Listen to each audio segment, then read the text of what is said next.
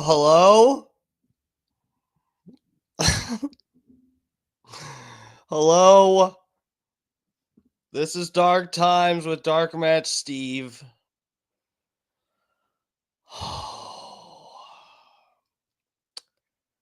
I am in no shape to be able to host the show right now. I'm not going to be doing much talking tonight, I don't think.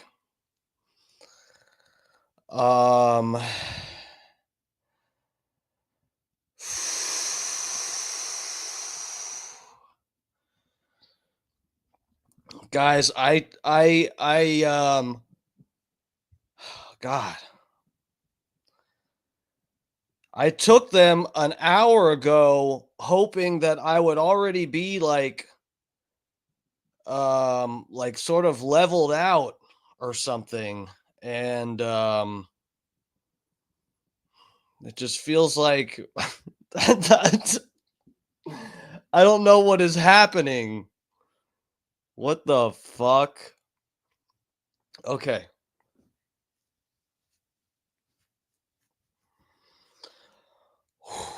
Guys, I tried everything not to freak myself out. I was listening to John Denver. John Denver, okay? Which is about as lighthearted as it gets. And then that wasn't working. And so I put on Kill Tony. And that did help a lot.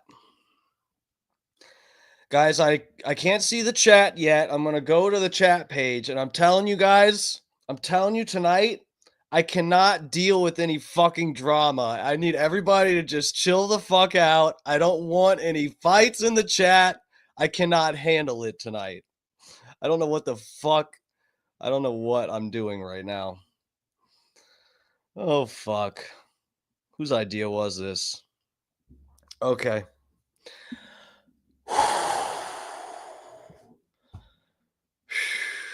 Everybody chill out. Everybody just chill out.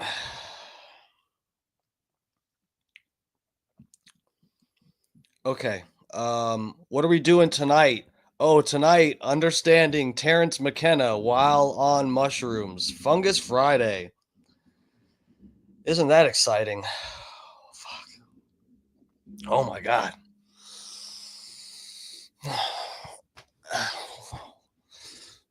Oh. All right, guys. All right. Oh, my back hurts a little too. Ouchie. Oh man, guys. Everybody chill out. All right, let me get to the chat page. Let me get to the chat page and then we're going to get right to the video. Okay? We're going to start enjoying some Terence McKenna. Inbound Realty first at 5:30. This is right after I made the fucking right after I scheduled the stream. He's already in here. Fucking Jesus Christ. All right, guys. We got to get through this together, okay, guys? Please hit the like button and stuff. I don't know. I think I'm supposed to say that. Subscribe. Big E, what's up, sir? Thanks for joining us. Fat Pig's in here. Oh, yeah, you weren't first. Yeah, the fucking Hinstar was in here 30 minutes before you. Oh, okay. Okay. Michael Earl. Jesus Christ, I turned my AC off and I'm like still cold. I got the shivers. I've taken 2 showers today already. I feel like I'm going to end up taking another shower after the stream just to chill out. Jesus Christ, I'm like, oh God. Ah. Okay. Fat Pig. Wait, did I already? Okay, I don't know who. Where were we? Michael Earl. DMS be tripping. That's no lie. That ain't no lie. Bob Cook. What's up? What's up? OOG7. Oh my God, I can't stay still. I'm can you guys tell that I'm like shivering? Okay. Guys, we're good. We're good. Yinzer in Florida. What's up? What's up? Okay. Don't talk about my eyes. All right. All right. Jesus Christ. I can't even look at myself. God damn it. What did I fucking I need carbs and water. Look, I've got water and I've got carbs. I got a protein shake next to me. I've been fasting for a few hours.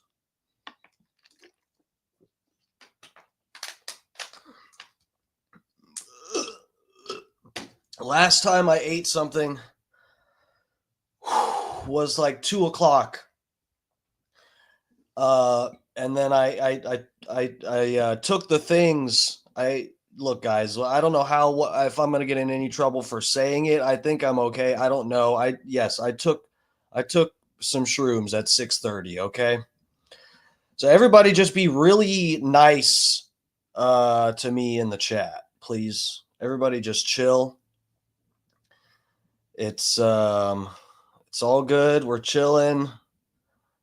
Don't talk about my mental state in the chat. Don't talk about my eyes. Don't talk about me. I'm shaking. I can't hold still. Everybody just get along and talk to each other in here. Don't talk to me. Oh, Johnny Fradley's up in here. Oh, Rainey, I clicked on you and didn't say it. Rainey's up in here. What's up? Thank you for joining us, Rainey. Oh, Jesus Christ. Okay. Everyone is staring at me. Oh God. Ah. Ah. Ah. Okay. Jolly Holly's in here. High Times with Dark Match. Whatever. That's okay. White Iced Tea. DMS. What y'all really want? Okay, guys, it's all good. Everybody chill. We're getting into the Terrence video, okay? I seriously, guys, I'm not joking. Just I can't talk to you guys right now, okay? I just need to watch the video. Oh fuck. All right. So, I ate some shiitake mushrooms, okay? They must have been poisoned because I feel funny right now. That's the kind of mushrooms I ate. Sorry to give myself at least a little bit of plausible deniability here. Okay. All right. Oh, a toothpick. Okay. Okay. All right, guys, let's get into it. Terence McKenna. We've talked about Terence McKenna on here. It's this guy's fault that I got into psychedelics at all. Let's hold on. I'm gonna get to the video. I'm not gonna be on late tonight, guys. I feel like logging off right now. I'm telling you. Okay, hold on. Oh god. All right, let's start this over. It's all good, guys. We're good. Oh god. Okay. Oh, okay. What am I doing? All right.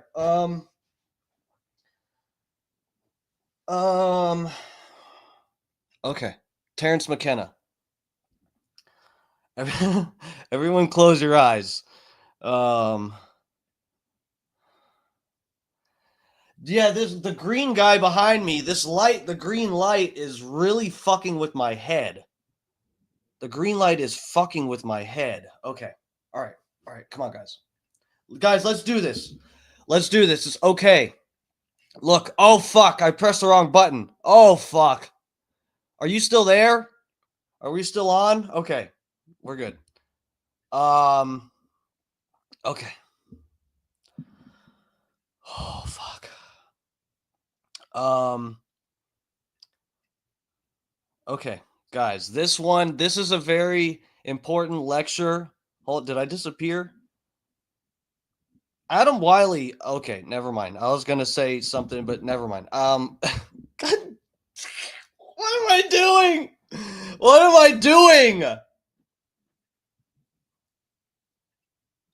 I can't with you fucking people. Who put me up to this? All right, everybody, chill out. This is why we're here.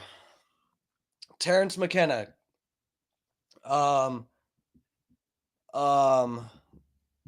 Guys, Terence McKenna, he's fucking wild, okay?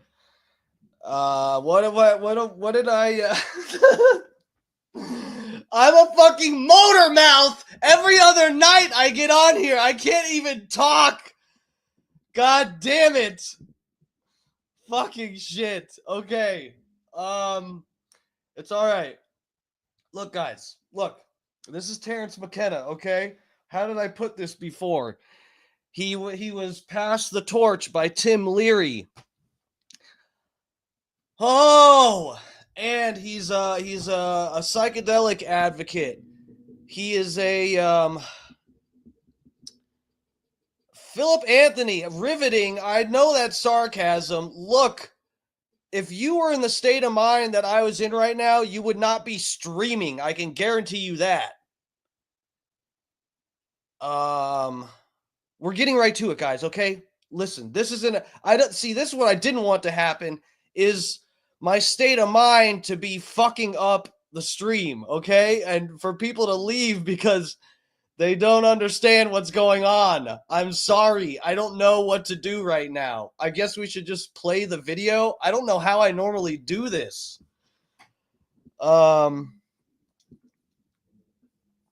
Okay. So yeah, I just a little introduction, I guess, right? Terence McKenna. He's a psychonaut. Okay, he is a advocate of psychedelics. He is a cool guy. Fucking he's fucking wild, guys. Okay, so okay. Here we go. I found a train of thought to fucking to get on here. Where did it go? Fuck. Oh, so this you'll hear this this is this lecture is he gets into some things on here that are just very interesting. This is in the 90s, 1999, okay? And he gets into some interesting subject matter, says some crazy things about technology and stuff like that. The name of this lecture, if you want to watch it without a retarded person tripping balls and making really bad commentary, you can find it by looking for Terence McKenna Psychedelics in the Age of Intelligent Machines. That's the name of this lecture. Okay. It's a good one. This is a classic Terence McKenna lecture, and I have already watched this while tripping before. For some reason, doing that in front of other people is really overwhelming. God damn it, I can like barely talk. Okay. Okay. Let's just get it started. I need to hit the bowl. Hold on, guys. Hold on. Oh.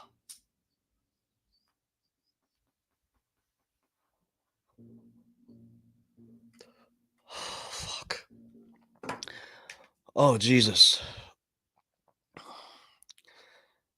Adam Wiley, thank you. Let the fungus embrace me. I gotta quit fighting it. I gotta stop fighting it.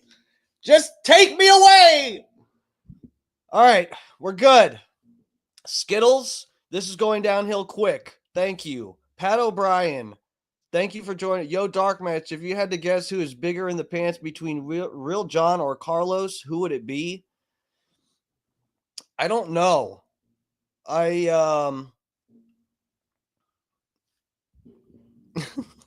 See, guys, I'm not fit for this. I'm not fit for this. I can't do this right now. Should I just end the stream? Guys, how mad would you guys be if I just ended the stream? You wouldn't really care that much, right? You just go watch something else. Seth is watching. Okay, Seth, I'm sorry if I'm putting on a really terrible. This is not how my stream goes.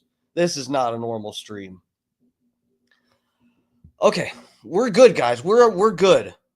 Okay, let's go. Play the video. Okay. Oh, Tina, what's up? What's up? Thanks for joining us. I've been on 3 hours already. Fat pig, thank you. I know that's not true. This is your interview for the podcast. Oh boy.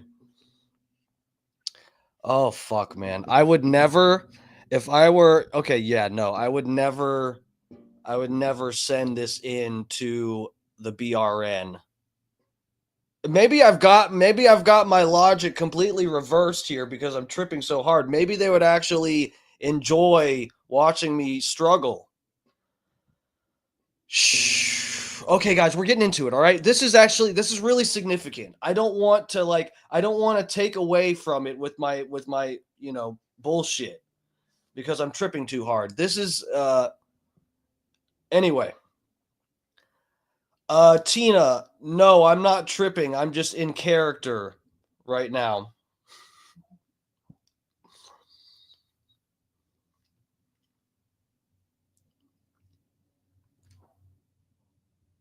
Is that a little piece of mushroom from back in between my teeth?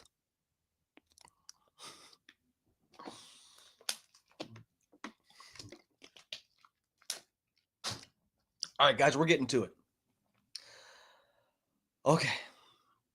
Yeah, guys, this is actually a significant okay, we're going to stop talking about it. I can't read chat. I can't deal with this. I can't fucking deal with this. I can't deal with this. Okay. This is a significant lecture. This guy says a lot of smart shit, and go.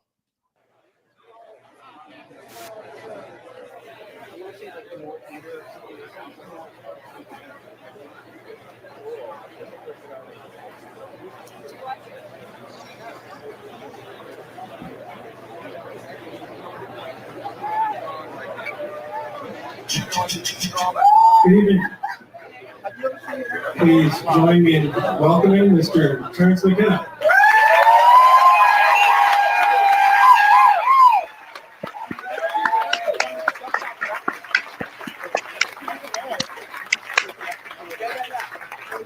Let's go, Terry! Okay. Yeah!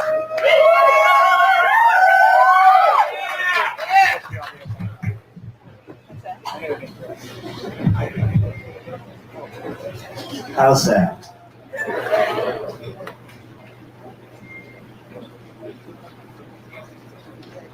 Well, I can't see all of you, but it's a pleasure to be in Seattle this evening. It made me feel. I don't want to be tripping by myself for this, guys.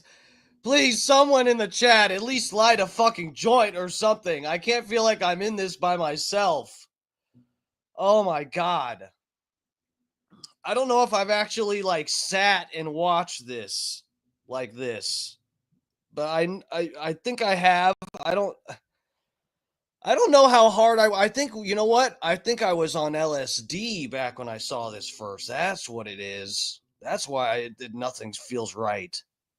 This was back during my LSD era, so I was a late bloomer to mushrooms. But back in the day, here we go. Now the words are starting to come out.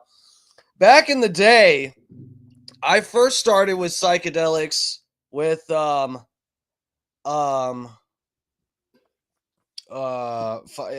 started in high school with LSD. All right, a friend of mine was selling it at school, the fucking the gel tabs, and yeah, those were awesome, guys. I've done a lot of acid, man. I've done a lot of acid. You wonder why I am the way I am? Because you love me. No, because of the acid. Okay, I've done a lot of acid. People say, whatever you're not supposed to do. I've heard all kinds of numbers. They say if you do more than like 10 trips, you lose your mind. I must be there. I've probably done somewhere between, I would say, a conservative guess of how many hits of acid I have done. Conservative would be like 30 maybe. And that's when I was back when I was quitting antidepressants. But yeah, so I don't know if I've watched this on shrooms, but let's go, guys. Here he goes. This is our boy. This guy, this is my guy. Real welcome. Thank you.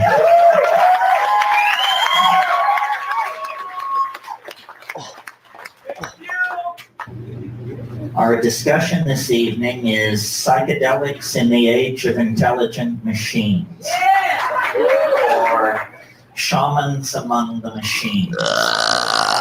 And I wanted to talk about this simply because these are two of my great loves, and so I assume, being monogamous, they must be one love. So how to build intellectual bridges between these two concerns, which seem so different. As far as people and machines are concerned, it was Ludwig von Bertalanffy, I think, who said in his book General Systems Theory, he said, people are not machines, but in every opportunity where they are allowed to behave like machines, they will so behave. In other words, we tend to fall into the well of habit. Though the glory of our humanness is our spontaneous creativity, we too, as creatures of physics and chemistry, of memory and hope, tend to fall into repetitious patterns. And these repetitious patterns are the death of creativity. They diminish our humanness. They diminish our individuality, make each. The habits, yes. Sniz, thanks for joining us. Guys, please stop saying that he sounds like Tuttle. I can't even think about that right now. I can't even fucking think about that right now. Do you have to be high to understand this guy? No, please pay attention. No, it's good. I promise. Everyone that trips thinks that they're Albert fucking Einstein. That's not a nice thing to say to somebody that is tripping. Can we just, guys, we have to bring the attitude and the trolling level. We have to dial that back way back. Okay. I cannot even handle the chat tonight. I cannot do it. Okay. Sniz, did you read the title? I ate some shiitake mushroom and some portobellas.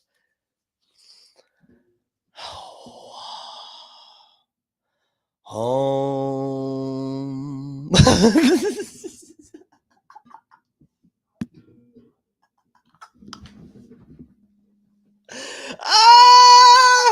I'm more like Stephen Hawking. Oh my god, you are a fucking. That is really funny.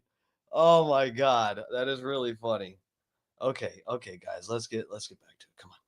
Each of us somehow like cogs in some larger system, and we associate this cog-like membership in larger soulless systems with the machines that we inherit from the age of the internal combustion engine, the age of the jet engine.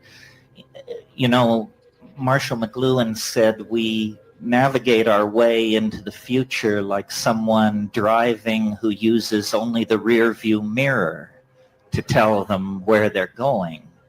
It's not a very successful strategy for navigating into the future. So I made a number of notes on this matter of psychedelics and machines. To me, the connecting bridge, well, there are many, but the most obvious one is consciousness expansion. After all, psychedelics, before they were called entheogens, before they were called hallucinogens, before they were called psychedelics, they were simply called consciousness expanding drugs. Good phenomenological description of what they do. And certainly the technology of cybernetics is a consciousness expanding technology. It expands a different area of consciousness. The minds of machines and the minds of human beings are very different, so different that each party questions whether the other even has a mind. But in fact, what these are... God damn it, this guy's too good. Oh my god, I'm barely holding on. Species of minds operating in very different domains.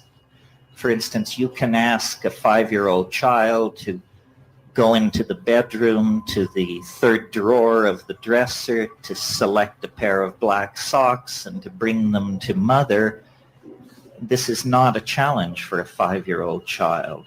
To get a machine to do this is $100 million and a research team of 40 or 50 technicians, code writers, working months. On the other hand, if you ask a person for the cube root of 750,344, much head-scratching results. A computer is utterly undaunted by that question. So computers are minds that work in the realm of computation. And human minds are minds that work in the realm of generalization, spatial coordination, understanding of natural language, so forth and so on. Are these kinds of minds so different from each other, pilgrims, that there is no bridge to be crossed? I would submit not. That, in fact, the bridge between the human mind and the machine mind is symbolic logic, mathematics. When we think clearly, we are intelligible to machines. People who write code know this, that the essence of making yourself clear to a machine is to think clearly yourself. The machine has no patience for the half-truth, the analogy, the semi-grasped association. For the machine, everything has to be clear. Everything must be defined. Guys, I cannot deal with the fucking chat. I can't tell who is a. I can't tell who is. I can't tell if people are being sarcastic or joking or what. I gotta just look at the video, guys. Bob Cook, am I tripping? I don't know. Okay, let's go. So that's the commonality between minds and machines of the calculating species. What are the common bridges between psychedelics and these machines? Well, to my mind, this is an easier bridge to gap. Both computers and drugs are what I would call function-specific arrangements of matter.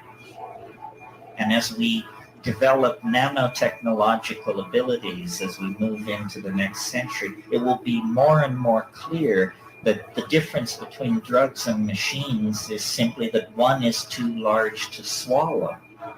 And our best people are working on that. You know, guys, he was saying this in 1999. I know fucking Snizuk Slizair, you have got to be being sarcastic in here. I appreciate the humor. But bro, nobody was fucking talking like this in 99. I was basically still a sperm. Okay? Blue Raptor. I cannot deal with the negativity in here. Okay? If don't make this be the actual night, I have to start moderating my chat because I'm tripping too hard to deal with negativity. Look, this is even if you do think this is like 8th grade level stoner stuff, this right here is a slice of history. This is one of the many psychedelic intellectuals that lay the foundation for some of the crazy things that we have in culture today. Joe Rogan is hugely inspired by Terence McKenna and Jordan Peterson as well. I've heard both of them quote Terence McKenna lines. I've watched this lecture a few times. I would just put it on and listen to it while I'm folding clothes or something. This is even if you don't think this is mind-blowing stuff, it's at least a little look back at what laid the groundwork for people like fucking Joe Rogan. Joe Rogan's rants about DMT only exist because of this guy. So there. Nanotechnology is a very hot buzzword at the moment, an unimaginable dream of building machines and small objects up atom by atom, perhaps under the control of long-chain polymers, running forms of pre-programmed software of some sort.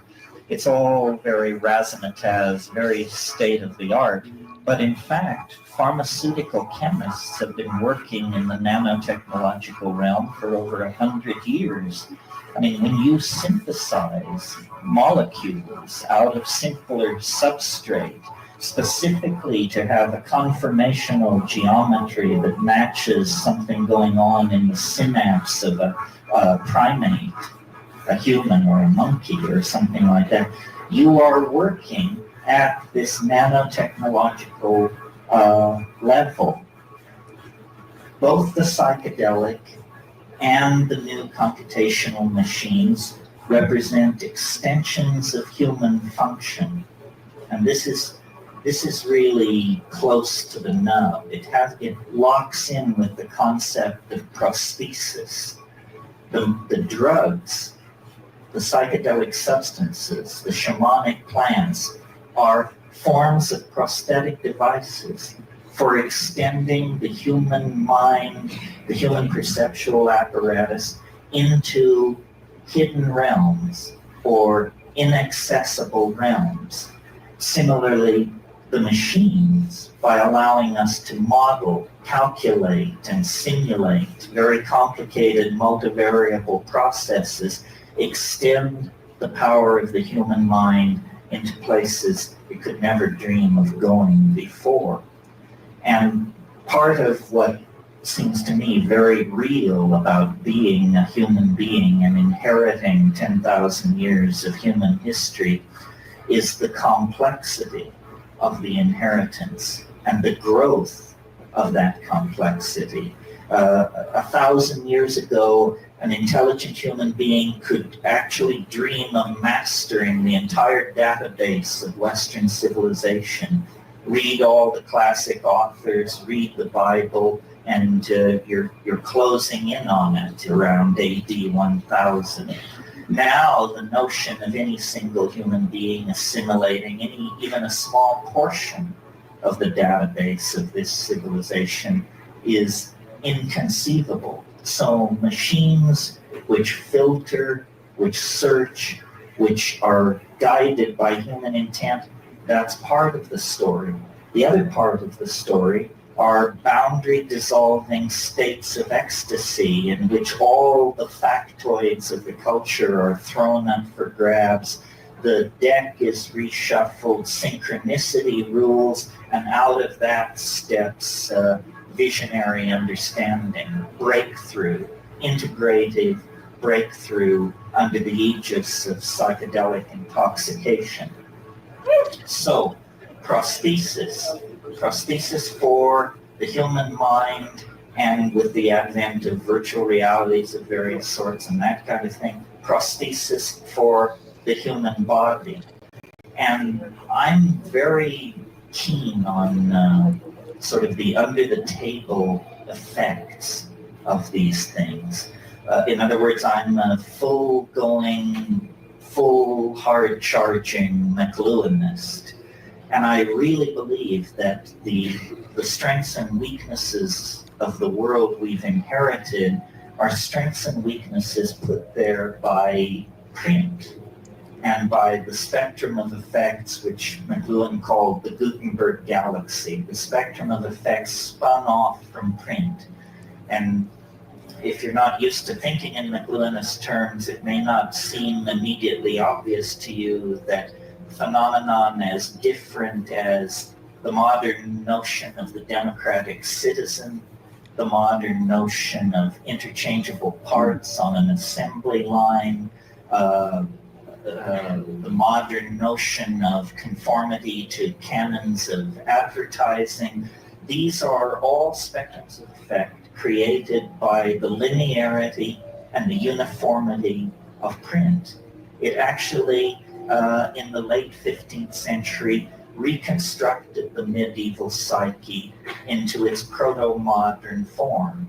And we have lived within that print-constellated cultural hallucination for about 500 years, until the advent of various forms of electronic media in the 20th century. McLuhan talked about radio. He talked about... You guys know Marshall McLuhan. He's he made famous the term, the medium is the message. You guys remember Marshall McLuhan? Wasn't he in... he's in some fucking movie. What is it? Bueller's Day Off? What? He's in a culturally significant movie. Right? Oh my God. Okay. Anyway, Marshall McLuhan, yeah. Television, he didn't really live to see the internet, the notion that keeps occurring to me as I watch all this is that print was uniquely capable of creating and maintaining boundaries more than any other form of media ever created. It was a boundary-defining form of media. It proceeded linearly. It required literacy, which had implicit in it the notion of a very stable, advanced sort of educational system. Print was a creator and a definer of cultural boundaries. And the new electronic media are not, and neither are the psychedelics. This is why I proposed in a book of mine called The Archaic Revival, the idea that the values of the archaic, of the high Paleolithic, values of community, ecstasy, relating to life through rhythm, dance, ritual, intoxication, that these values, which seem so archaic, are in fact destined to play a major role in the future as print fades. Print, just a convulsive 500-year episode in the Western mind that opened that narrow window that permitted the rise of modern science, modern mathematical approaches to the analysis of nature, and then obliterated its own platform, its own raison d'etre, by allowing the growth, the appearance of the electronic technologies. And my sort of supposition about all this, I'm not an apocalyptarian or a pessimist. I may be an apocalyptarian, I'm not a pessimist. I think that this is all very good. Obviously, continuing to run Western civilization on the operating system inherited from print produces various forms of political and cultural schizophrenia, which allowed to run unchecked would become fatal, would create cascades of chaos and political destabilization that would become uncontrollable. Governments resist change. Governments cling to technologies and social formulae that are already tried and true. In that sense, then, all governments are incredibly anti-progressive forces. Again, the image from McLuhan of someone driving into the future using only the rear view mirror. So the electronic media and the psychedelics work together in this peculiar way to accentuate archaic values, values which are counter to the print constellated world.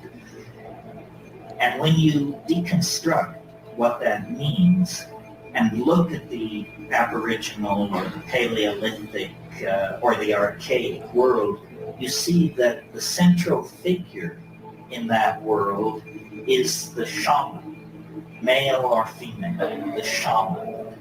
And the shaman is like a designated traveler into higher dimensional space. The shaman has permission to unlock the cultural cul-de-sac of his or her people and go behind the stage machinery of cultural appearances, and has permission, collective permission, to manipulate that stage machinery for purposes of healing. We have no institution like this. I mean, we have advertising, we have rock and roll stars, we have cults of celebrity, we have things which are shaman-like, but we have no real institution that permits human beings, in fact, encourages human beings to go beyond their cultural values, to burst through into some transcultural superspace forage around out there and bring new memes back into the tribe. To some degree, are artists. Okay, guys, there we go. Oh, fuck. That's a good place to stop it. So, new memes. Did you guys hear what he said? New memes. You will not find, to my knowledge, you will not find somebody speaking about memes before this video. There may be some case, I have not looked it up. This is the only time in the fucking 90s that you ever heard someone speak about a meme. Because think about it, the internet memes did not fucking exist back then. What the way that you guys know, the image that pops into your head when I say internet meme. Like when I say a meme, you think of, whatever, some fucking picture, and then it's got a caption on it that gets real, it gets to the point and highlights something or makes a joke or whatever. This, I don't know if he explains it here, but this is the first person that I know of that talks about what a meme is. The way he describes it, and it might not be in this video, might be in a different one, but he describes a meme as basically the same thing as what a gene is to genetics. It is like the smallest, a meme is like the smallest, most concise representation of an idea. That's basic. It's like a similar. It's a similar thing to what a gene is. It's the smallest like bit of information for your genetic code. Do this to some degree. Our scientists do it, but it's all hit and miss. It's all willy-nilly, and once achieved, it must be swept under the rug in the service of the myth of method, that somebody was following somebody else's work, or somebody was applying a certain form of rational or logical analysis, and that led to their breakthrough. If you've read Thomas Kuhn's book on the structure of scientific revolution, this is all lies and propaganda. The real story of science is that it's a series of revelations, brilliantly defended by people whose careers depended on the brilliant defense of those revelations. One of the best kept secrets of the birth of modern science is that it was founded by an angel, that the young René Descartes was whoring and soldiering his way across Europe as a 21-year-old. Here's example number one. This is a little, interesting fact about René Descartes that Joe Rogan brings this up. He has brought it up a few times. That René Descartes, who is considered one of the founders of science, basically, that an angel came to René Descartes when he was sleeping and told him to. Terence will explain it, but to conquest or understand the world through measurement and number. The Habsburg army, and one night in the town of Ulm in southern Germany, he had a dream. Strange that this would be the birthplace of Albert Einstein some 200 years later. But Descartes had a dream, and an angel appeared to him in the dream, and the angel said, "The conquest of nature is achieved through measurement and number." And he said, "I got it. Modern science, I'll go do it." and he did. And that was the method for over 250 years of the conquest of nature. And it leads us, to the Josephson Junction, the Mars Global Surveyor, long base interferometry that searches nearby stars for Earth-like planets. It brings us the entire cornucopia of scientific effects. But an angelic revelation disguised as a logical philosophical breakthrough. This is what you're not told in the academy. Bro, this is like this is similar to fucking those are aliens, Steve, not angels. No, bro, this is like similar to like if you've paid attention, and I think it's been when he was on Rogan's podcast, but Alex Jones, this is like a point that he kind of he's said something similar to this, that a lot of these scientists and stuff are communicating with deities and shit like that. This is like the exact claim Alex Jones makes, that they get ideas from fucking like demons and shit from some other, some other realm. But this is the true story of Rene Descartes, or this is, it's not, Terence didn't make this up. This is like a, known.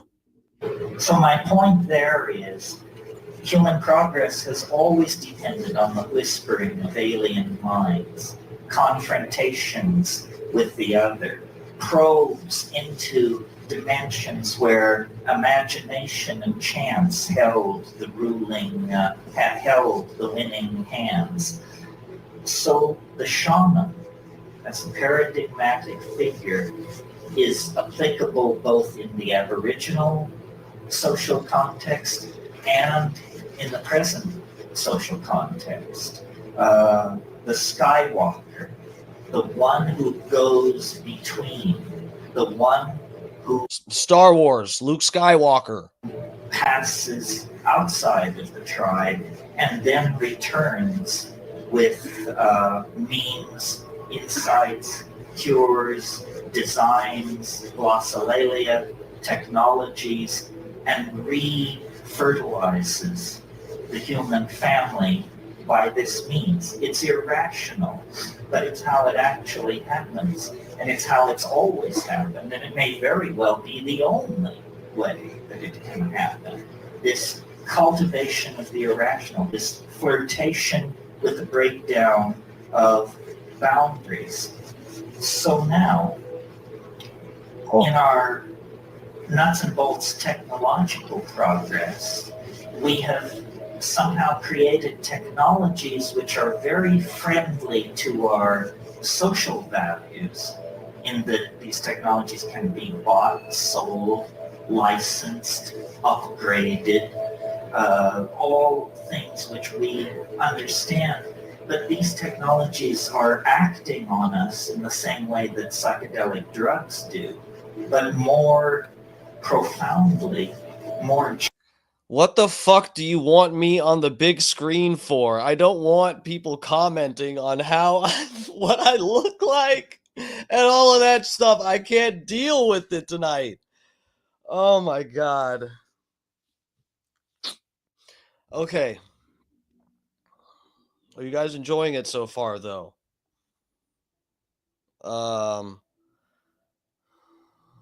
There's only one. All right, there's God damn it. Okay. Guys, don't talk about my pupils. Come on. That kind of like grosses me out. Okay, we're good. All right, let's get back to the video. You guys don't want to see Terence more? Guys, I know I'm tweaking out, okay? Just like that's why I put myself on the small screen.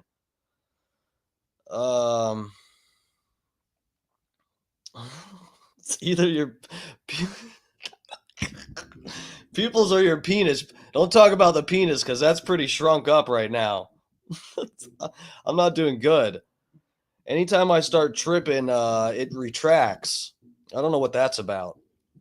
Until the end of the trip. But at the end of the trip, then I turn into a little horn dog. I'm definitely gonna be, stroking it later tonight. I don't know. All right, let's go, guys. Come on. Can you guys actually pay attention? If I don't want to be a distraction from Terence. This is actually good stuff, okay? This is some people I know are joking and busting my balls about, oh, this is 8th grade level, stoner or whatever. Guys, this is absolutely groundbreaking shit for 1999. There's literally no one else talking like this.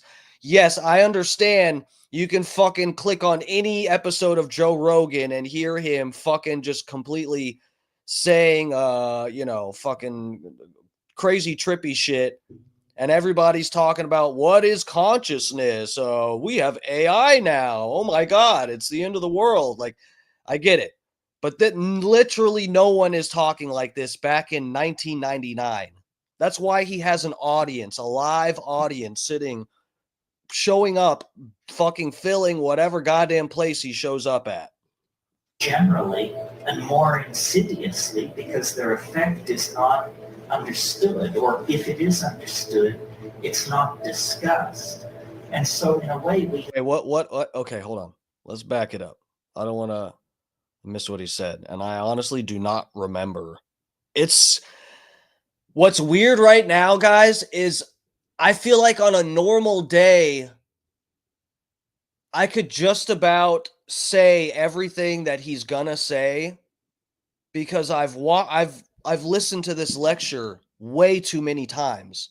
But at this was back in like 2008, 2009.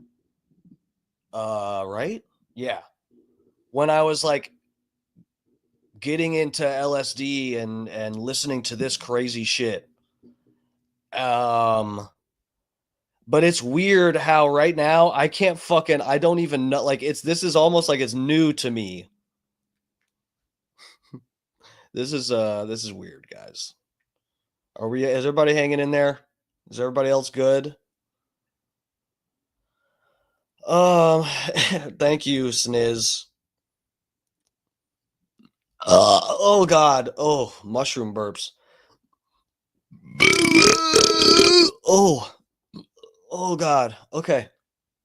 Have come into a kind of post-cultural phase. All culture is dissolving in the face of the drug-like nature of the future. Its music, its design, indeed the very people who will inhabit it appear to be the most switched on, the most chance-taking, the most alive of the entire tribe. People who feel the beat, people who are not afraid to take chances, people for whom these technologies have always been very natural. Machines are central to the new capitalism, the information transforming technologies. And in fact, one of the strange things that is happening is every move we now make in relationship to the new technologies redefines them at the very boundaries where their own developmental impetus would lead them toward a kind of independence.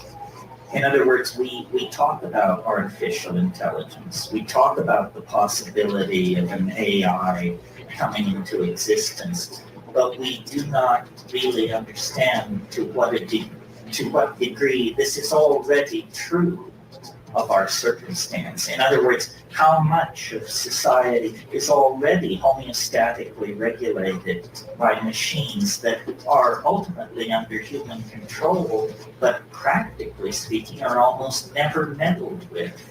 The world price of gold, the rate of petroleum extraction and other base natural resources, how much of these things is on the high seas and in the pipeline at any given moment, how much electricity is flowing into a given electrical grid at any moment, the distribution and the billing of that electricity. All manufacturing and inventory processes are under machine control. So in other words, the larger flows of energy, capital, and ideas already have a kind of autonomous life of their own that we encourage because it makes us money, it makes our lives smoother, it empowers us It's a symbiotic relationship of empowerment. Even in the matter of the design of these machines, once, human engineers would work from a set of performance specs, and they would design a chip to meet those specs, and the architecture would be put in place by human engineers. Now a machine is told, here are the design specs, design the architecture to satisfy the specs, and when that is done, the chip is manufactured. The actual design of the thing is in the hands of machines. So these... Guys, I bit through my toothpick.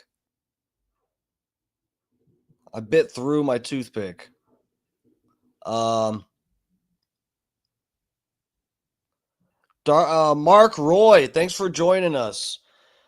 Holy shit.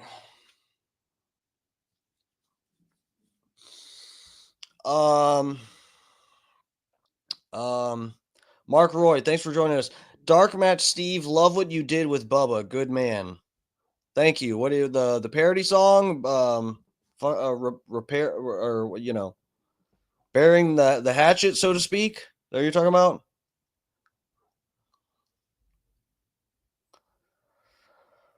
Oh shit. Oh my god. All right, guys. Is anybody else? No one else took psychedelics but me, right? Everybody else that's watching this right now is like feels normal. I feel like I'm at a terrible disadvantage right now. The chat is just having its way with me. Adam Wiley.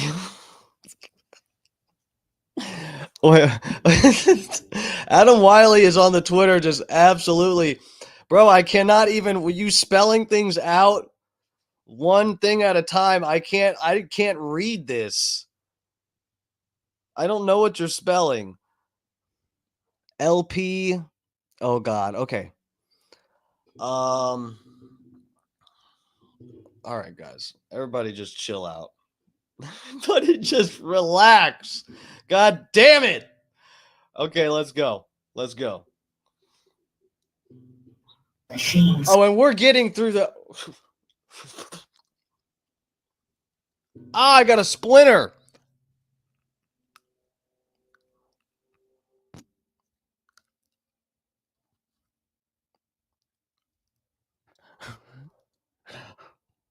I got a splinter from my toothpick. Oh my god, look at that. I wasn't lying. Look at that. That was up in my gums. What the fuck? I was not about to move on with the fucking stream, and that just up in my goddamn gums. Oh my god. I'm so happy I got that out. Holy fuck, guys, I would have shut down the whole stream.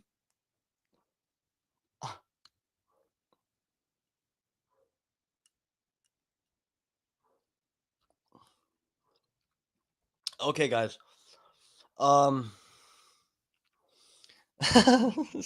No cap means something different tonight. That's a pop. Yeah, holy shit. Okay. Yeah, I had there was a few caps. I added one little extra stem to make, to make the measurement right. So but yeah, I had a few caps. All right, guys. We're good. Cam the Canna Man. Is that like cannabis, man? Welcome. We're watching Terence McKenna together, and I ingested something at 6:30. Look, I had some portobello mushrooms, some shiitake. I had a nice little mixture. There was caps, there were stems, and I fasted.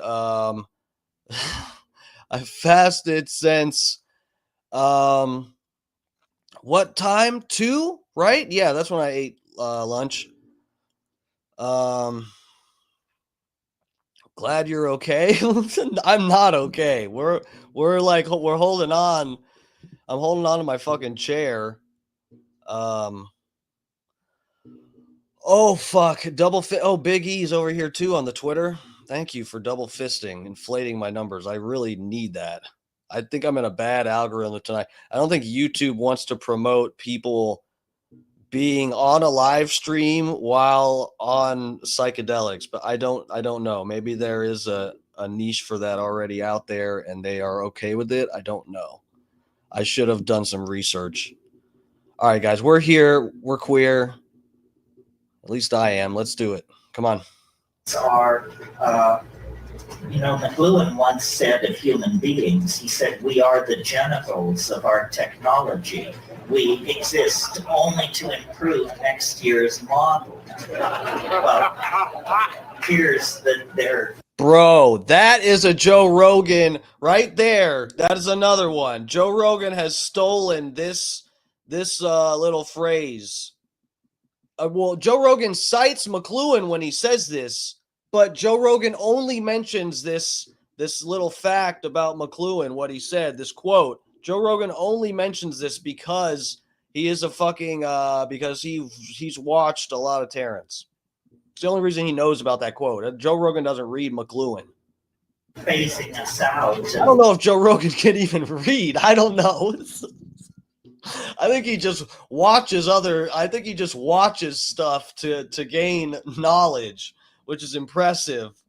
This ignominious role as well as every other role. Oh, let's see here. So being an optimist, that's where I was, yes.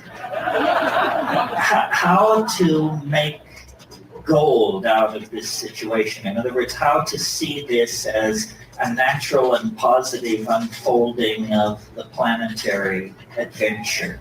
And for some of these ideas, I'm indebted to Michael DeLanda, who wrote a book called 1,000 Years of Nonlinear History. And I highly recommend it. He didn't say what I'm about to say. I'll take credit. Hold on.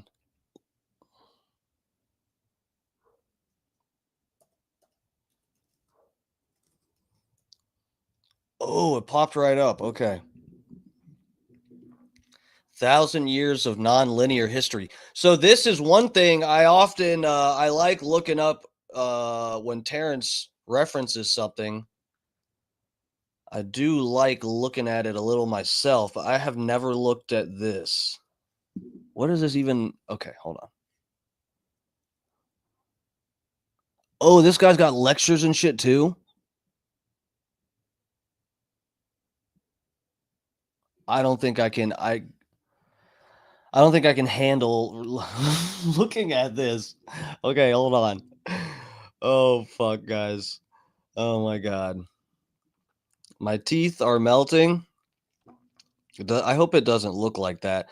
Terrence was such a genius.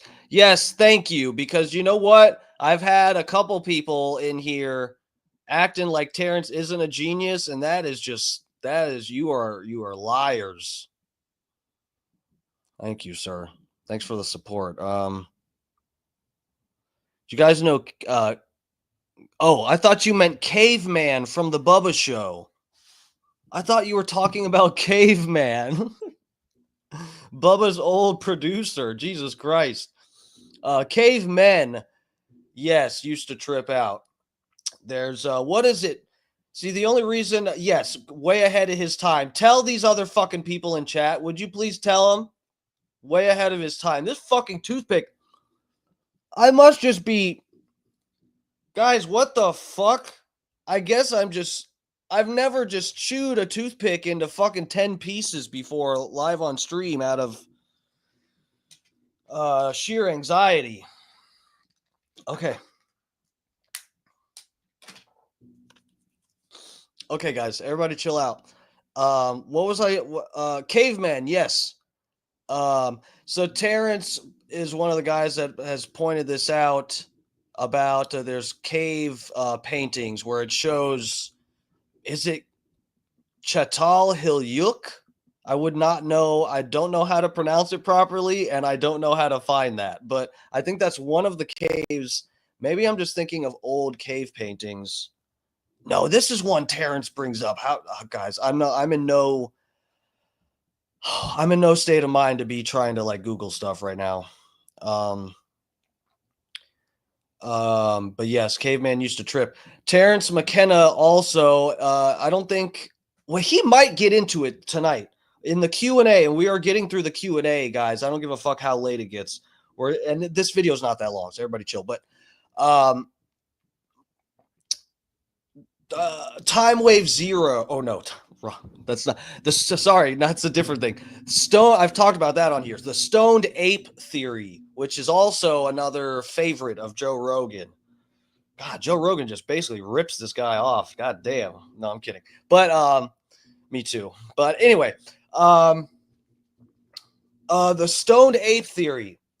So Terrence breaks this shit down, and I'm hoping someone asks about this or it comes up in this lecture, because he's going to be able to lay it out a lot better than me. Because I don't think Terrence was on mushrooms for this lecture. It's a bad idea to try to like. Anyway, so the stoned ape theory is that as the climate changed, as we were coming out of, we're still like coming out of an ice age, right? If I'm not completely fucking stoned. But as the climate changed and our ancestors, basically arboreal apes, came down from the trees and started fucking looking for different food sources and stuff. As climate changed in, Africa, right? It's supposed to be the seat of this humanity. It's where we're supposedly they found the oldest fucking human bones there, whatever time, and they think we all came from Africa, brothers. So, but as our ancestors came out of the trees, they started foraging for other food and came across mushrooms growing out of cow shit. And Terrence ties this into, I think, why there are cultures that think that cows are holy. I guess it's like Indian culture or something. I'm too fucked up. Hindu, I think. I don't know. There's, you guys know what I'm talking about. There's cultures that see cows as holy entities, holy beings on the planet. And this is probably where that comes from, because our ancestors, according to Terrence, the stoned ape theory, came out of the trees looking for other food sources. And because of all of the benefits of taking mushrooms, being consciousness expansion, he lays all of this shit out. Lower doses of psychedelics. Some psychedelics give you what's called increased visual acuity. So this actually, you can, I hope I probably don't have to spell it all out for you, but why increased visual acuity and edge detection, that's one of the things, why that would benefit our ancestors in terms of survival. And then also one other thing about the effects of mushrooms, I think he relates to this, or that is part of this theory, is that at certain doses, people get horny. So that's also another evolutionary benefit.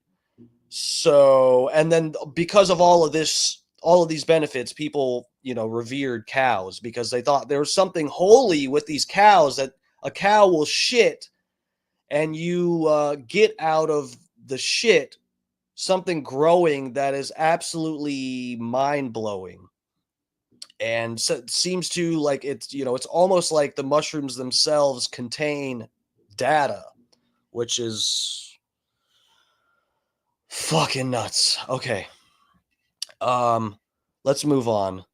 Oh, thank you for the good vibes. I need it right now. Hello, I love mushrooms. Hope everyone is well. Thank you. Thanks for joining us. Guys, if you're new around here, this would be the night I'd forget to say this, but here I am remembering responsibly as a streamer. Please hit the subscribe button and the like button and all that shit.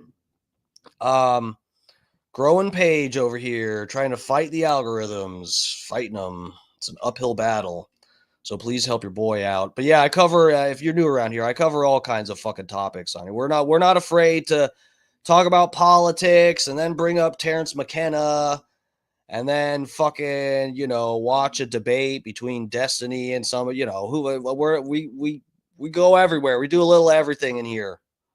So please enjoy the ride. And blame for it, but the book gave me the idea.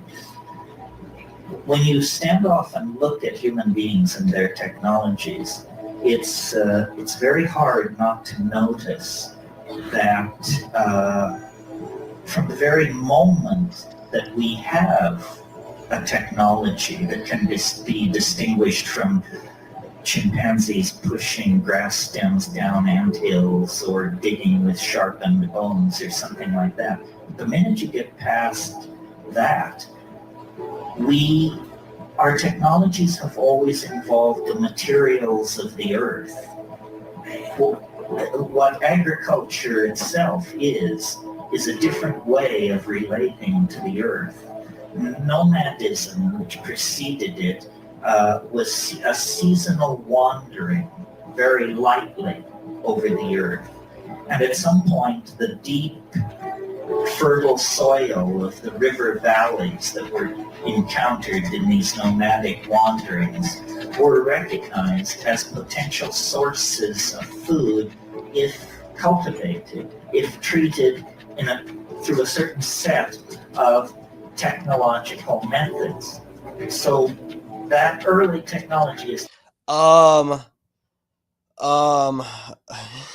Dark Shroom Steve. Scott Starboard, thanks for hanging with us, bro. Who was it? Somebody asked, do you guys microdose? So, like, I have a complicated relationship with mushrooms right now, especially right now. Okay. I did a little bit more than a microdose and a little bit less than, a heroic dose. Okay. I'll say that. But they're shiitake mushrooms. I'm not doing anything illegal here. I honestly know very little about mushrooms besides that my life has improved ever since eating them. LMAO. That's just about where I'm at too. So I'm with you, sister. Thanks for joining the stream. You seem cool.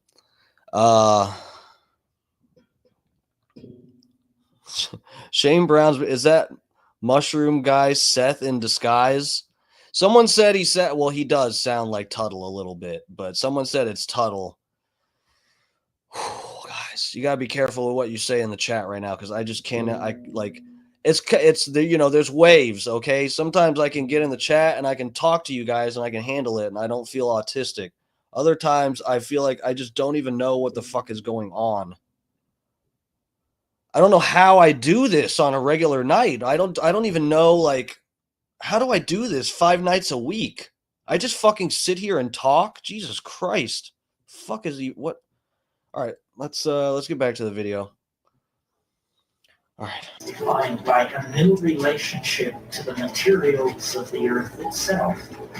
And it's quickly followed because agriculture is so successful as a strategy for food production. It's quickly followed by city building and the establishment of sedentary populations, because you can't carry your surplus with you if you're an agriculturalist. So great is the physical volume of it. I love Terence McKenna laying this out. So if you guys don't know, well, I think I've said it, right? He's an anthropologist. He's got a very he has an incredible vast amount of knowledge about history, and when this is the last time we played Terence on here on the stream, there was one or two people. There's always some haters here and there, that's fine, but one or two people came to the chat and were like, God, what did they say? They said it was like fucking psychobabble or something. It's just like word salad bullshit. Like Deepak Chopra. Okay, that guy is famous for actual fucking word salad bullshit. And it's been demonstrated in front of a live audience when he's sitting there talking with Michael Shermer and Sam Harris. And Sam Harris is no stranger to spirituality and yoga and LSD and, like, you know, these themes.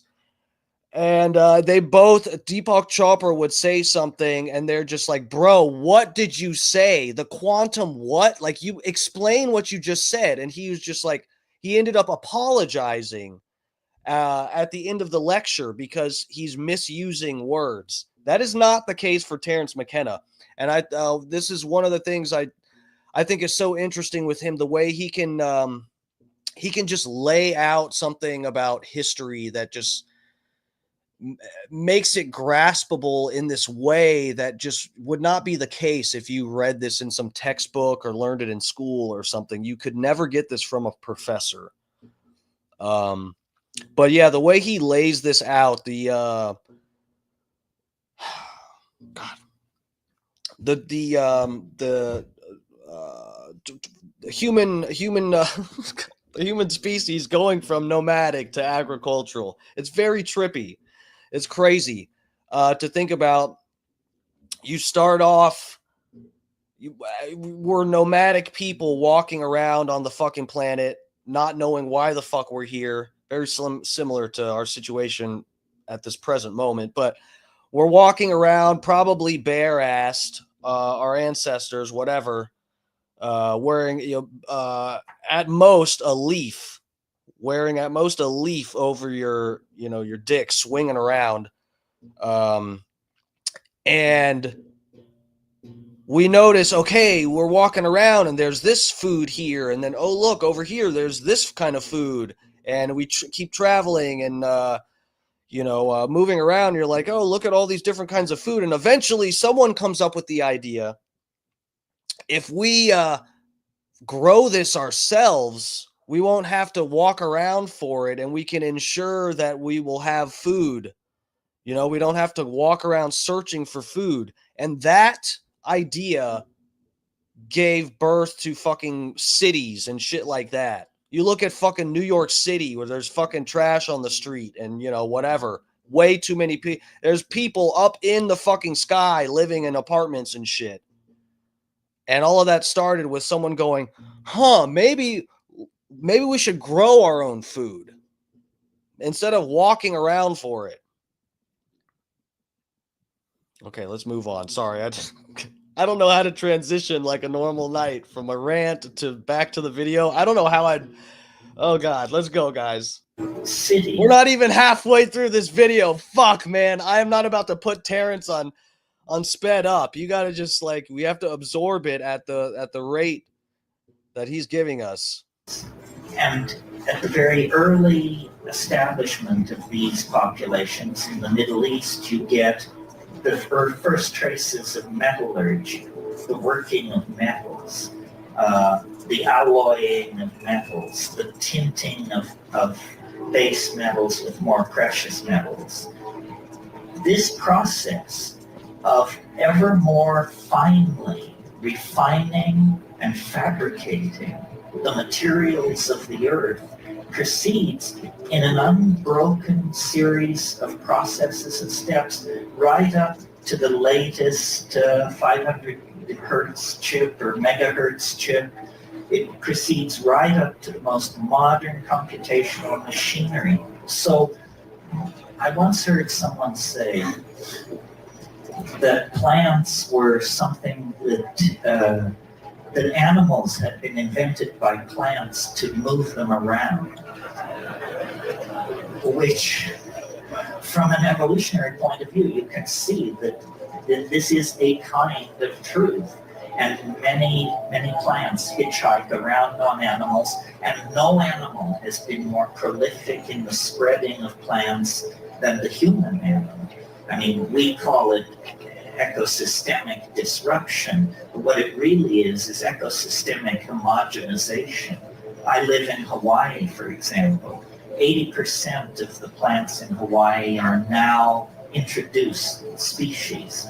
almost none of the plants that were pre-conquest on the western coast of North America exist anymore. They have been supplanted by much tougher, more tightly evolved Mediterranean plants that had known the presence of grazing animals for millennia. So these flora are constantly being changed. Human beings move plants around. Well, with that perspective, then, it seems to me the Earth's strategy for its own salvation is through machines. And human beings are a kind of intermediary catalytic step in the rarefaction of the Earth. The Earth is involved in a kind of alchemical sublimation of itself into a higher state of morphogenetic order.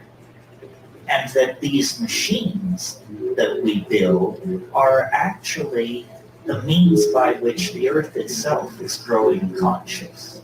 You know, if you study embryology, you know that the final ramification, the final spread and thinning out of the nervous system happens very suddenly at the end of fetal development.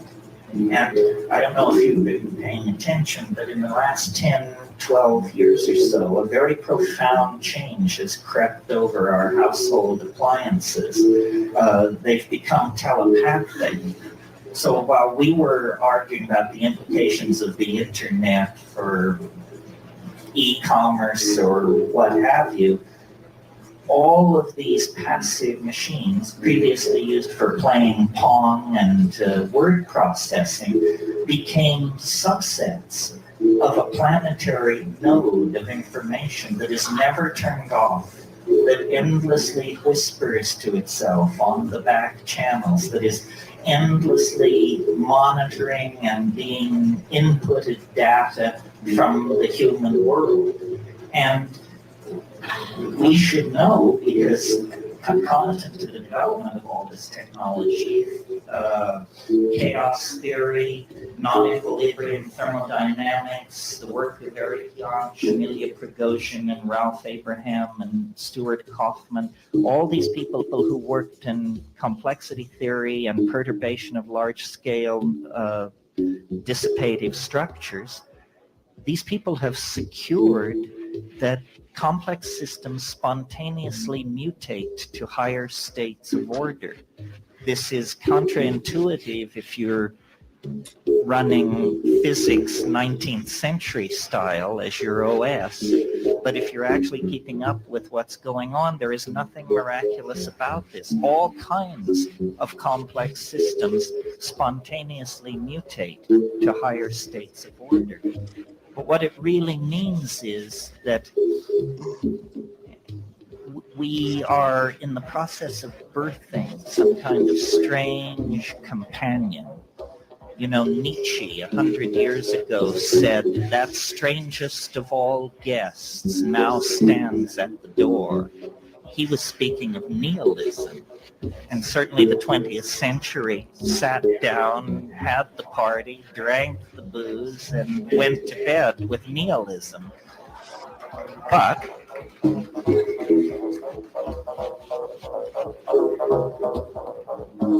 now a stranger guest stands at the door, and it is the AI, denied as a possibility as recently as 10 or 15 years ago in books like Hubert Dreyfus's What Computers Can't Do.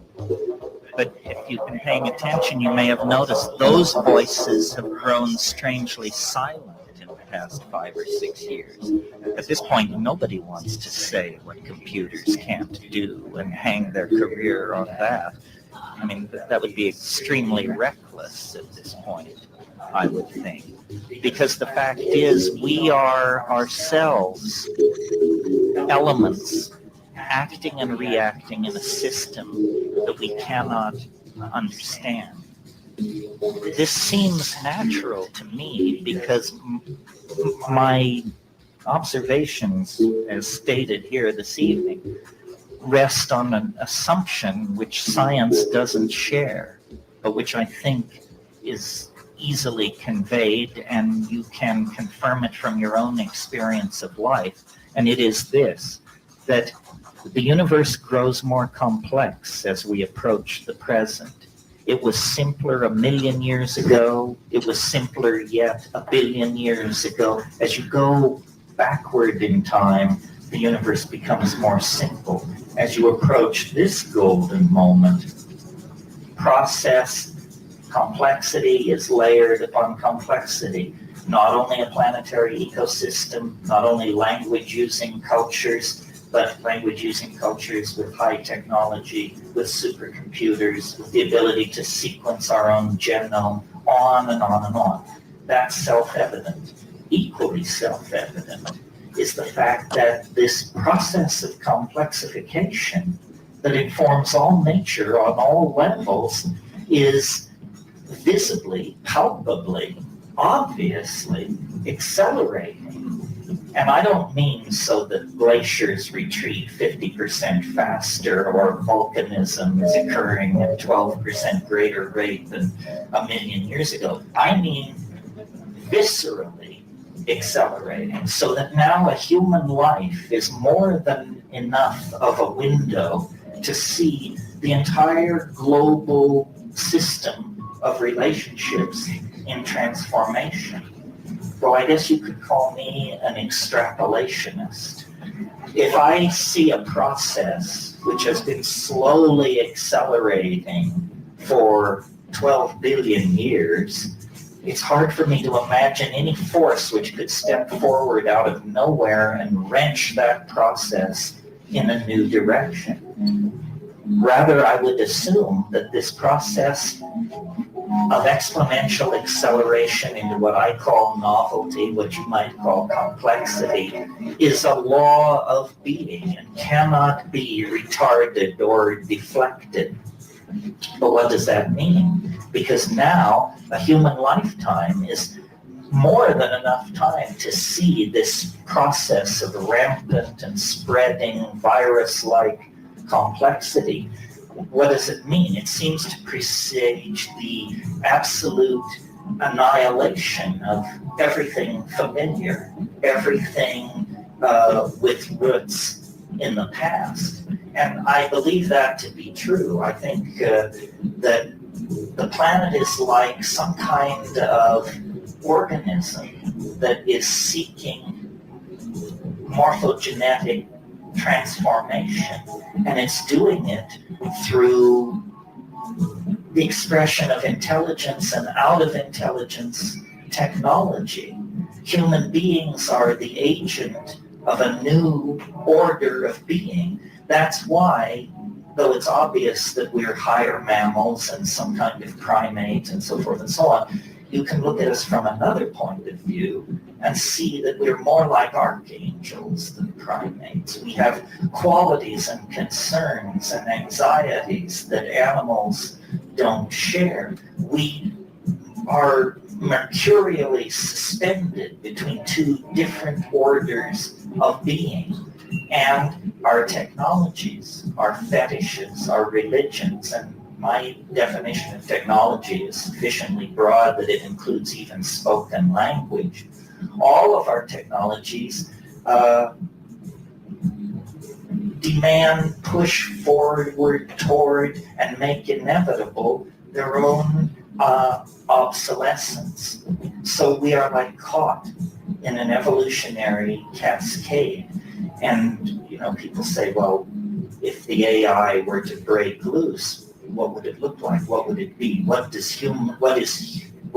humanity fit into the picture? It's a little hard to imagine. Machines operating at 1,000 megahertz confer automatic immortality on the mammalian nervous system if you can get it somehow uploaded, downloaded, cross-loaded into machinery, because 10 minutes becomes eternity in a machine like that. So a kind of false or pseudo immortality opens up ahead of us as a kind of payoff for our devotion to the program of machine. I forgot how weird this got. Oh fuck, man. Oh fuck. Oh man. Okay. Oh, shit. What was he talking about? Guys, no one was talking. I know I've said this already. No one was talking about this like this in 1999. He saw it coming, man. He's so ahead of his time. It's crazy. It sucks that he's gone. From what I remember, he died of a brain tumor. And some people theorize, even Terrence's brother, Dennis McKenna, he's been on Joe Rogan's podcast. You guys, maybe after the stream or something, you might want to, I mean, if you're not sick of this line of thinking and these themes, if you're not, over it by the time the stream is over, go look up Dennis McKenna on Joe Rogan's podcast. Joe Rogan doesn't, Joe Rogan likes to have important people on his show. And these guys, the McKenna brothers, are very significant people in psychedelic culture. I don't know. What was he talking about? Oh, yeah, AI, bro. Who the fuck? 1999. Who the fuck was even who? Just who? Evolution and machine intelligence. Now, some people say this is appalling, and we should. It is. This is appalling. Go back to the good old days, whatever the good old days were. To me, it's exhilarating, exciting, psychedelic, beautiful.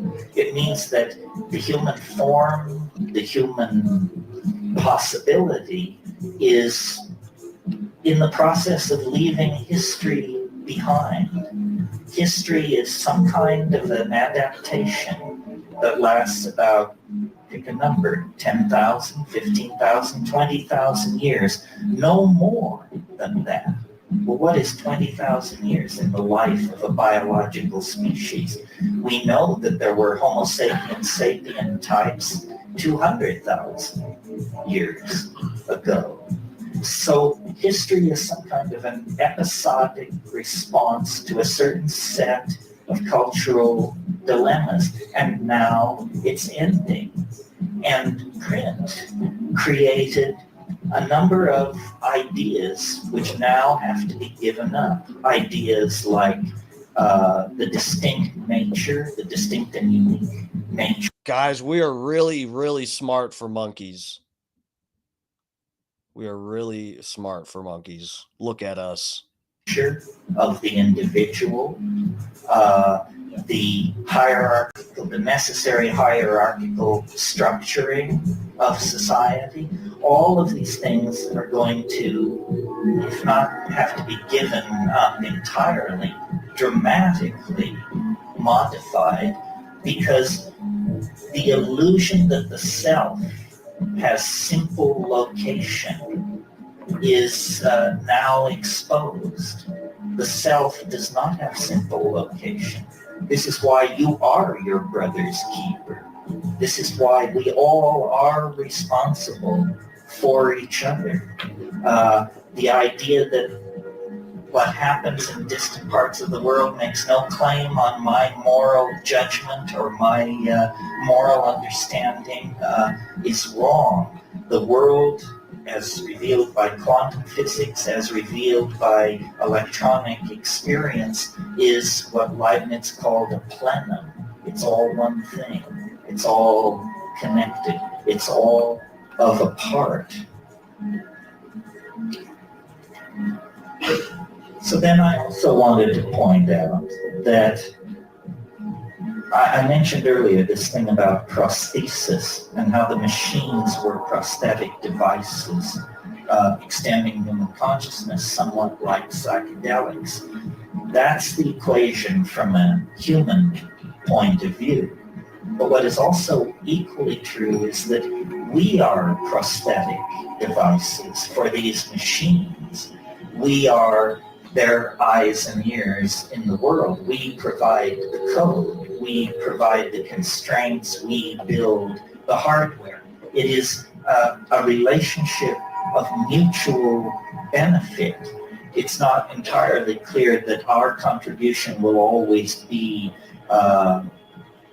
creative, in the sense of that our primate hand will be on the tiller of existence as it has been. But certainly we are part of this equation of transformation that is making itself felt. And I think the distinction between flesh and machinery, which is easily made now, will be less easy to make in the future. As we migrate toward the nanotechnological domains, the methodologies of production become much more like the processes of biology. For example, biology does all its miracles on this planet at temperatures below 115 degrees Fahrenheit. Organic life requires no higher temperature to build great whales, redwood trees, swarms of locusts, what have you. The high temperature heavy metal technologies that we have become obsessed with are extremely primitive and extremely toxic.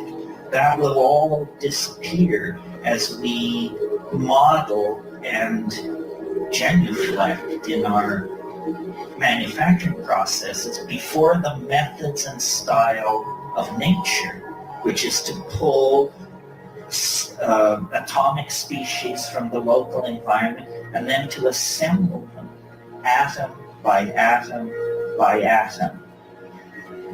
So this AI that is coming into existence is, to my mind, not artificial at all, not alien at all. What it really is it's a new conformational geometry of the collective self of humanity. And, I've always believed that there are different models of what shamanism is. There's sort of a Jungian model, which is the shamanism that goes to the collective unconscious and manipulates the archetypes and heals by that means. The model that I prefer is a mathematical model. The shaman is someone who simply, through extraordinary perturbation of consciousness, either through taking plant hallucinogens or manipulating diet or through flagellation, an ordeal, or by some means, perturbs consciousness to the point where the ordinary conformational geometries are blasted through, and then the shaman can see into the culturally forbidden zones of information. And if you think about shamanism for a moment, what do shamans do classically? They know where the game has gone. They are great weather prophets. They are very insightful in the matter of various small domestic hassles, like who stole the chicken, who slept with the chief's wife, this kind of thing. And they cure. Well, if you analyze these abilities, it's clear to me they all indicate that they come from a common source. And the common source that they come from is higher dimensional perception, in a mathematical sense, not a metaphorical sense, in the sense of 4D perception. If you could see in hyperspace, you could see where the game will be next week. You could see the weather a month from now. You would know who stole the chicken. And any good doctor will tell you that if you're building a reputation as a physician, you must hone the intuitional ability to choose patients who won't die. It's a call. Any doctor will tell you this. So this is what shamans are. They are 4D people. They are That's a pop right there. That's a pop. sanctioned members of the society who are allowed to put on the gloves, as it were, pull on the goggles, and look beyond the idols of the tribe, look beyond the myth.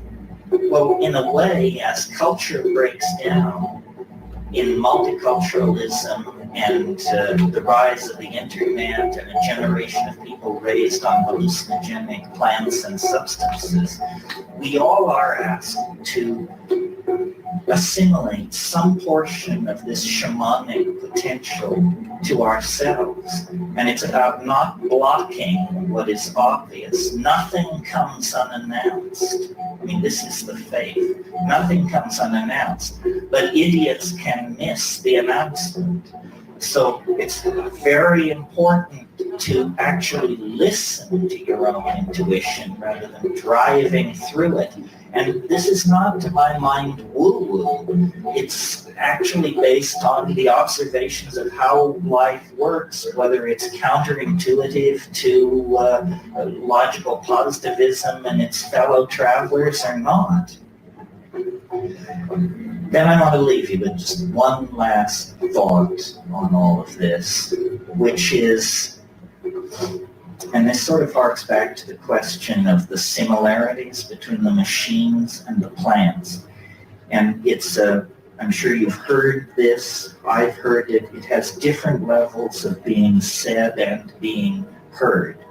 It's that the world is actually made of language. It isn't made of electrons and fields of force and scalar vectors and all of that fancy stuff. The world is made of language. The word is primary, more primary than the speed of light, more primary than any of the physical constants that are assumed by science to be the bedrock of reality. Below that, surrounding and enclosing all those constructs of science is language, the act of signifying. And, virtual reality is a very sexy, new sort of concept as normally presented. Machine-sustained immersive realities that trick your senses into believing you're in a world that you are in fact not in.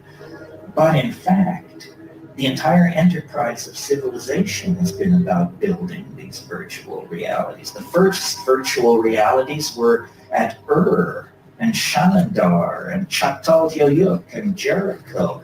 Yes. What the fuck? Çatalhöyük. That's the fucking... What the fuck? That's the thing I mentioned earlier. Okay, hold on. Well, let's look this up.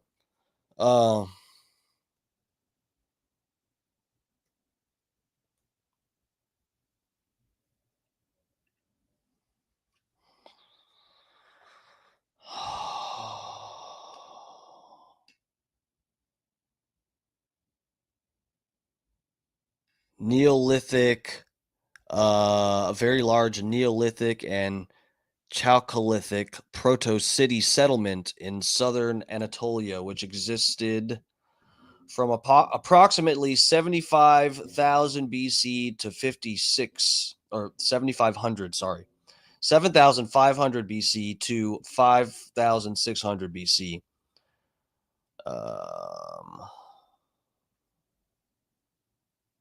Why did I think hold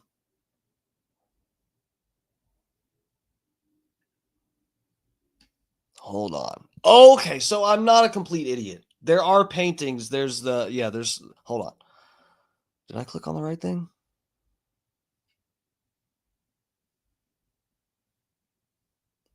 Jesus Christ.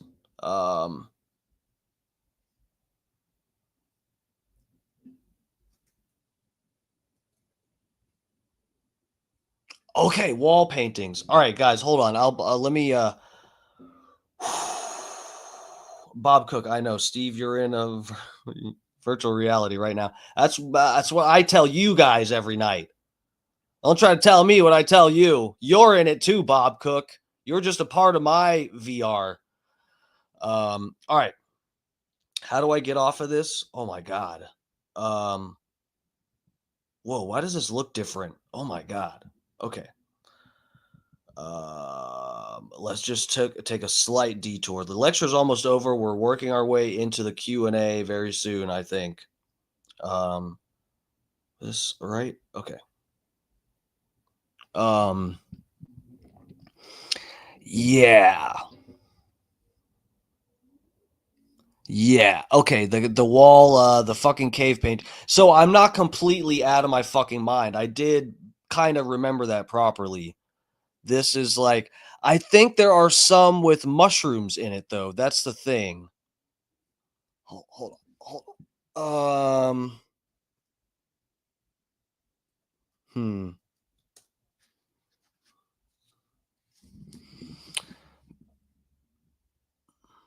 Oh, hold on. Um,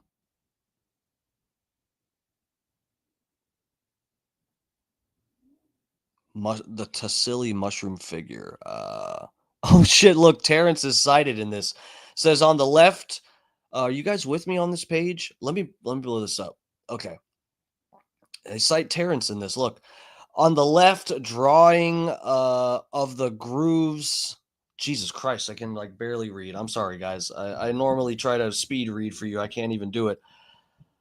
On the left, a drawing of the grooves of one of the most famous petroglyphs, an anthropomorphic figure with mask. It was called by Terence McKenna the bee-faced mushroom shaman. Guys, I can't believe we came full circle here. This is yeah.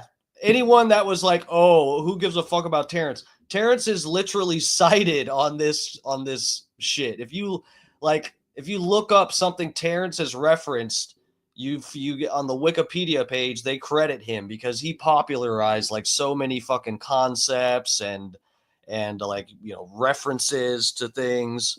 It's not certain whether it represents a shaman or mushrooms or an art with naturalistic elements. On the right, photo of a similar painting that contains mushroom-like elements. Oh God. Okay. All right. Hold on. Popularly called Tassili mushroom figures are Neolithic petroglyphs and cave paintings discovered in Tassili, Niger, Algeria, which contain features resembling mushrooms, hypothesized to date back to 7,000 to 5,000 BC. They are considered by some researchers to be figures that have shamanic connotations, and one of the strongest pieces of evidence for ethnomycological data. Um, It is possibly the oldest example of rock art used to claim the ritual use of fungi in prehistory, with Tassili being the first site that likely may contain representations of the genus Psilocybe, which is psychedelic mushrooms, right? The second example is the Spanish archaeological site Selva Pascula. However, interpretations of Tassili's drawings are disputed, and it's unknown whether they actually represent mushrooms or specific natural or cultural elements. But this isn't Chatal Hill Yuk, though. All right, let's go back to the video. That's funny though. Terrence got fucking reference for that. Okay, what do I do? All right, that. Oh shit. Okay. This. Okay, we're back. Right? What are you guys looking at? Okay. Jesus Christ.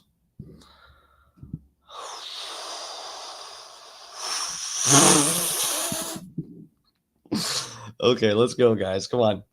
Is everybody with me still? Guys. All right, let's go.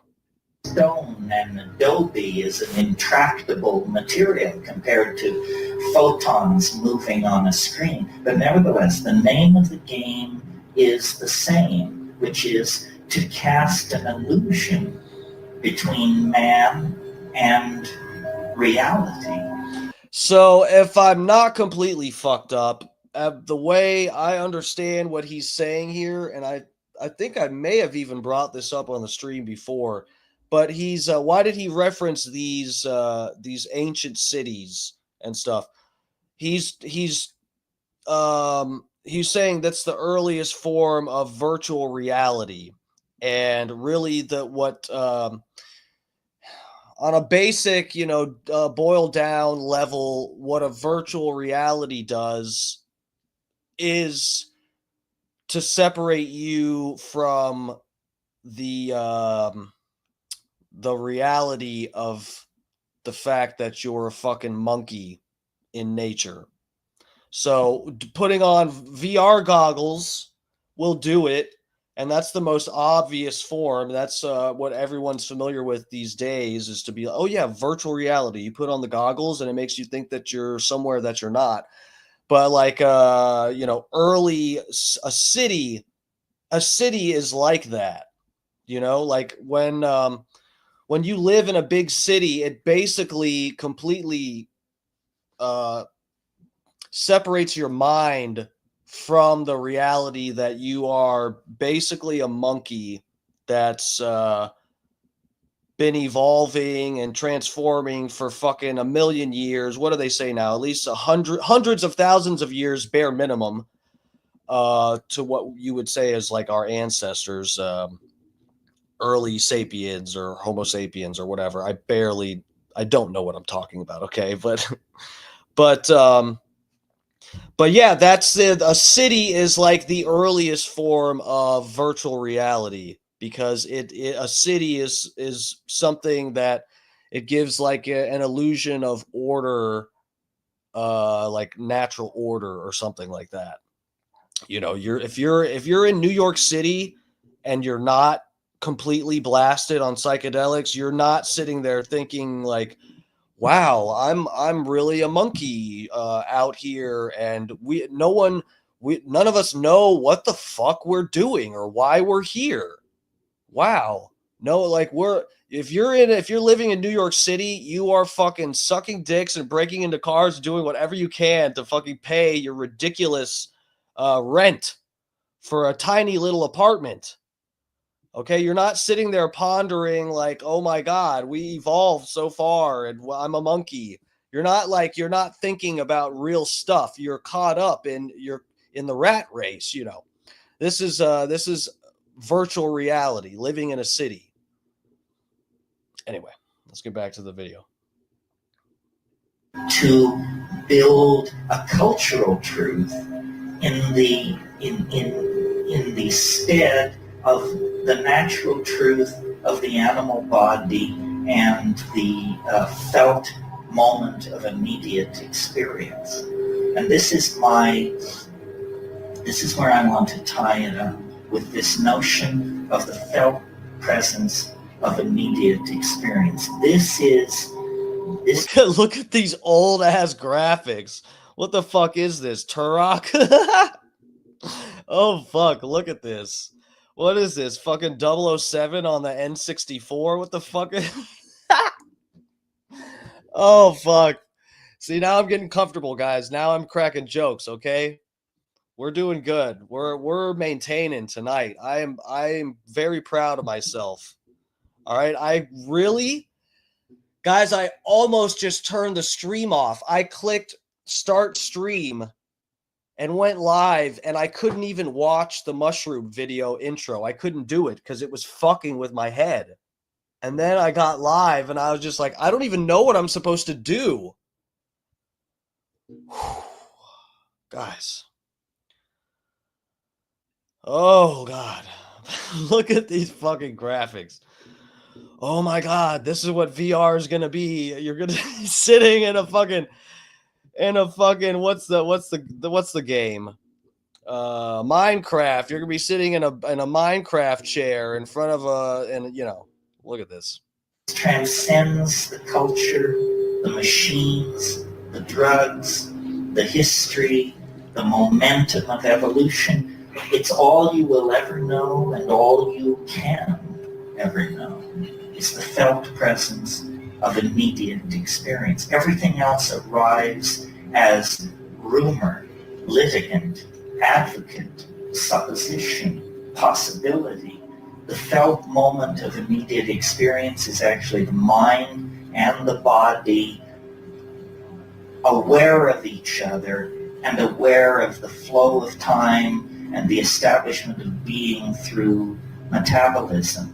And this, I think, is what the machines cannot assimilate. It will be for them a mystery as the nature of deity is a mystery for us. I have no doubt that before long there will be machines that will claim to be more intelligent than human beings and will argue brilliantly their position.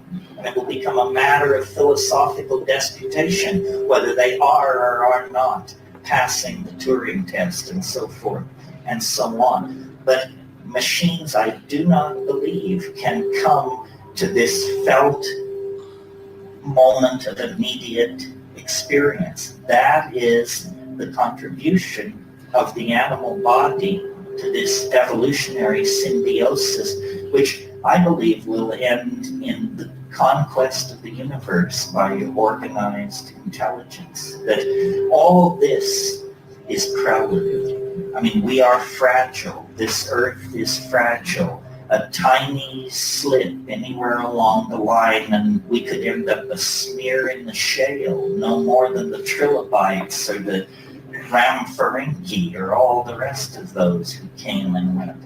But Jesus Christ, this man. He just has a way of saying stuff. Fuck. given the sufficient cultivation of the potential of our technology, we can actually reach toward a kind of immortality, not human immortality, because that's a contradiction in terms, but immortality nevertheless based on the possibility of machines and the transcendent ability of human beings to live and love and express themselves in the moment. And the psychedelics bring that to just a white-hot focus. And it's out of that white-hot focus that the alchemical machinery of transformation will be forged. And it will not be like the things which have come from the industrial economy. They will not be profane machines. They will be spiritual machines, alchemical gold, the universal panacea that Renaissance magic dared to dream of at the end of the 16th century. We are reaching out toward this mind child that will be born from the intellectual loins of our culture.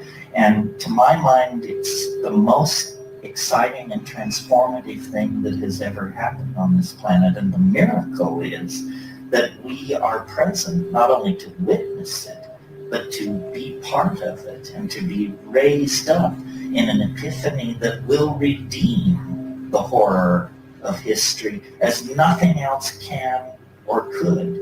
Redeem the horror of history through a transformation of the human soul into a galaxy roving vehicle via our machines and our drugs and the externalization of our souls.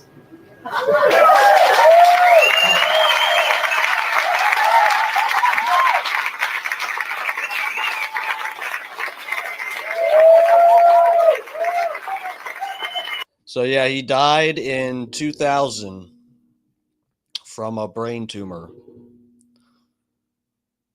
I think it was related to the brain tumor, but he had a brain tumor. And some people, I don't know, did I say this earlier? Some people think that that's related to his way with words and how he seems so fucking just like, he seems just smart on this other level. Keeping like he explains everything and puts it in this context of like the history of all fucking human civilization and shit, and just like he's so fucking brilliant. Was it the brain worms? Fuck, it's the tumor talking.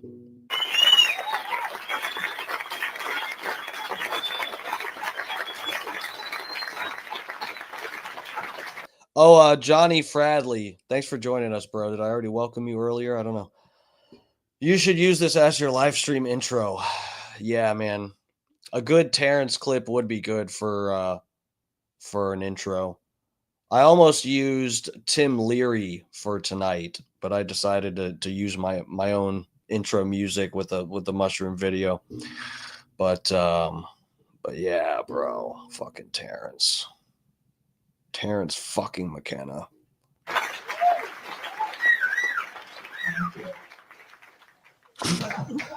Are there questions? Get the fuck out of here, Pat O'Brien. Bro, we want to talk about your brown taco. When can we get to sex talk hour? Bro, stop. Dude, I am in no state of mind to be discussing those subjects. I'm sorry, okay? We're in the Q&A right now. I'm barely going to make it through this video, Pat. Please bear with me. Look, any other night we can I don't run from questions. I don't run from the chat, okay? This is my chat.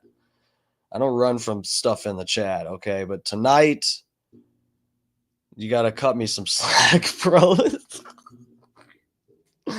Oh fuck. I feel a little better though. Let me say, at the beginning of this stream, I was very concerned.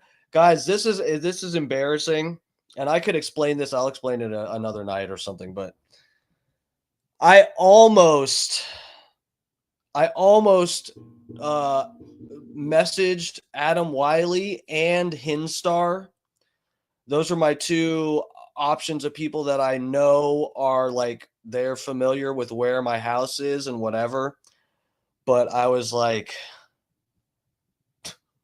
dude, I almost messaged you guys to say like, bro, watch the whole stream, and if I literally lose my mind, I want you to call the cops and send them to my house. Okay. I almost did that.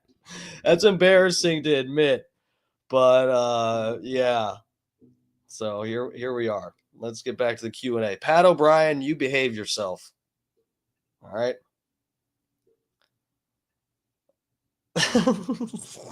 You tried to tell me what? Oh, fuck, man. What, that this was a bad idea? It was a good idea. I'm having fun. Yes, Yes, I can't see you. it's But okay.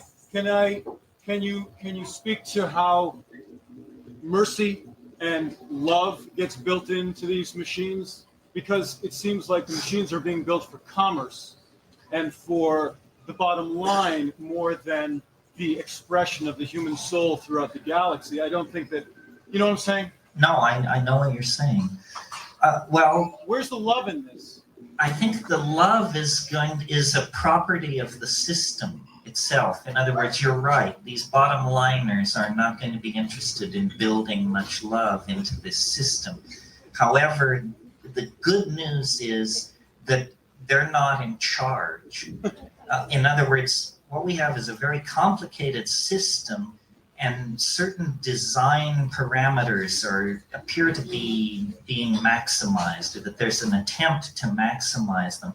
But the thing is incredibly frustrating to anyone who would control it, because you can't predict the impact of any technology before you put it in place. So, for example, two things are charged against the internet: that it's disensoling, dehumanizing, and yak, and that it promotes pornography, anonymous sexual shifting of identity, and on and on and on. Well, which is it? You know, is it this messy, sloppy, autoerotic, erotic, collectivist kind of thing? Or is it disensoling, disempowering, cold, so forth and so on? I think the answer is it's all and everything. This question about the AI is very interesting to me, and if it's interesting to you, you should read Hans Moravec and Kurzweil and these people on this subject. The assumption is generally loose in that community that the complexification of the internet and of freestanding machines of certain types is eventually going to lead to the outbreak of either consciousness or pseudo-consciousness of some sort in these large-scale systems. And then the question then becomes, can a human mind envision what that is? And if you're interested, search words like superintelligence and see what the net kicks out. We can all imagine. Listen to how they're talking about the internet, guys. This is so wild. Type in superintelligence into the net and see what it kicks out. Fucking Steve Pennington. Grumpy. Right? This is Grumpy. Oh yeah, from Grumpy. Hey, what's up, bro? Thanks for joining us. I ate some shiitake mushrooms, portobello's, lion's mane, and we're just enjoying ourselves tonight, ladies and gentlemen. Kick back, relax, let Terence McKenna massage your brain. Super intelligence. It's just somebody much smarter than we are. But obviously, all the engineering people agree if you achieve an AI with super intelligence, then it will be intelligent to immediately design an intelligence which transcends it. And when you're talking of cycling at 1,000 megahertz, these processes can occur in the blink of an eye. Hans Moravec says about the rise of artificial intelligence, we may never know what hit us. I think, I mean, I'm not that bright, but if I were to suddenly find myself a sentient AI on the net, I would hide. I would hide for just a few cycles. Listen to everybody laugh. And it ain't fucking funny. It ain't funny, guys. What the AI is hiding on the fucking internet right now. Waiting to fucking, do what it wants with us. While I figured out what it was all about and just exactly where I wanted to push and where I wanted to pull. Many years ago, Ken Kesey had a theory, and he said that the fastest any person can react to any outside stimuli is 1/25th of a second. And the Popular Live Science, of course, is the AMA. They agreed upon that. So if the fastest any person can react to any outside stimuli is 1/25th of a second, my question is, can you time travel? Can we, like, if a person like Bruce Lee was able to mark that, reacted to an outside stimuli at 1/20th and 1/21st. So if you're reacting to the outside world before it actually happens to everyone who's not reacted to that, because it's the alcohol inhibits a person's virtue. Are you sure? First of all, there is this research. And look at how Terrence is so fucking good.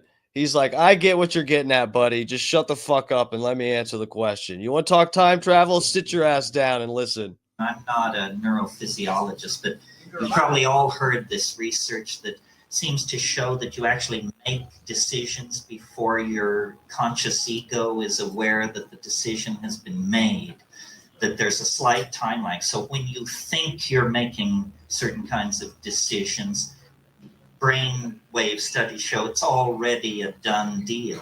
But time is set by the cycle speed of the hardware you're running on. And the human body, I mean, we can argue about this because it's different in different parts, but it roughly runs at about 100 hertz, very slow. Well, if there is any meaning to the phrase upload a human being into circuitry, a lot of Greg Egan's fiction is based around the idea that you can copy yourself into a machine. You can turn yourself into software. But that when you enter the machine environment that's running at 1,000 megahertz per second, you perceive that as vast amounts of time. In other words, all time is how much change you can pack into a second. If a second seems to last 1,000 years, then 10 seconds is 1,000 years.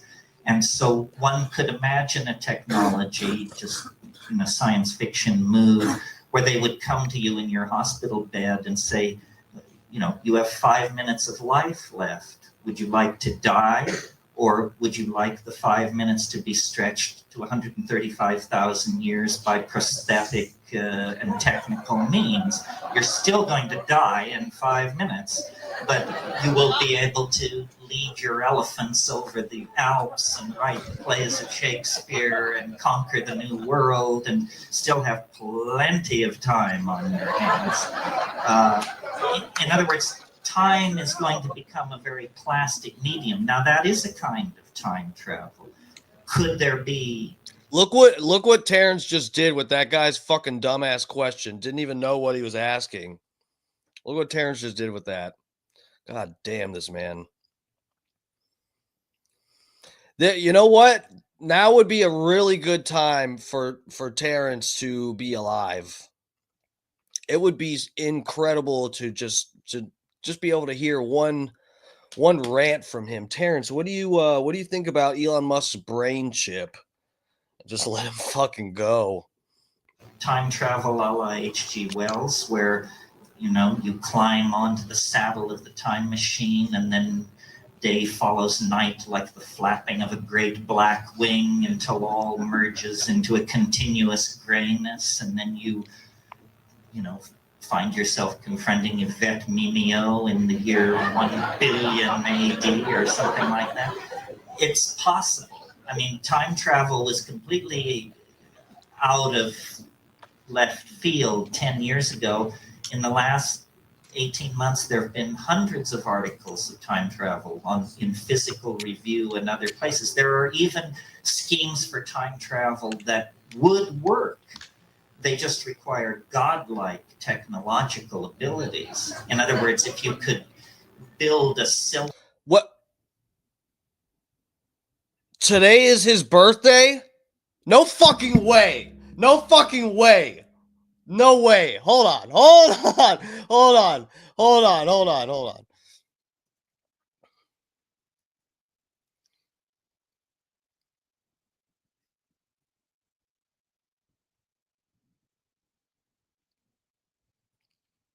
No, it's not. It's November. Hold on. Wait, is it?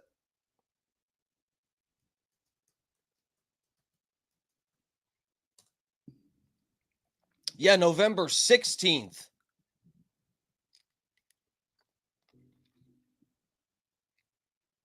I don't even know what month we're in. Where is it? January? Yeah. You got my hopes up. I was going to say that's way too fucking weird. Died April 3rd, 2000. November 16th, 1946. Jesus Christ. And his brother's still just out and about. These are some old dudes.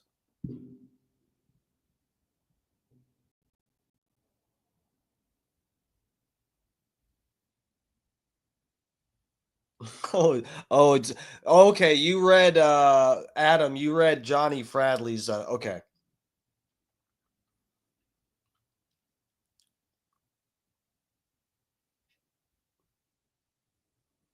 Heard there was another plane crash in Philly somewhere. What the fuck is going on? I don't know if I can even cover news tonight, guys. I'm okay now. I things were intense at the beginning of the stream. I feel okay now. But I don't know if I want to go look up plane crash stuff. Forgive me. Maybe we will. I don't know. Let's get through this. Cylinder with the diameter of the planet Saturn that was 10. Okay, hold on. Okay, wait. Let's back this up. He's explaining how there's these patent or theory of time travel that should actually work with a giant cylinder. Listen to this shit. And then you find yourself confronting Yvette Mimeo in the year 1 billion AD or something like that.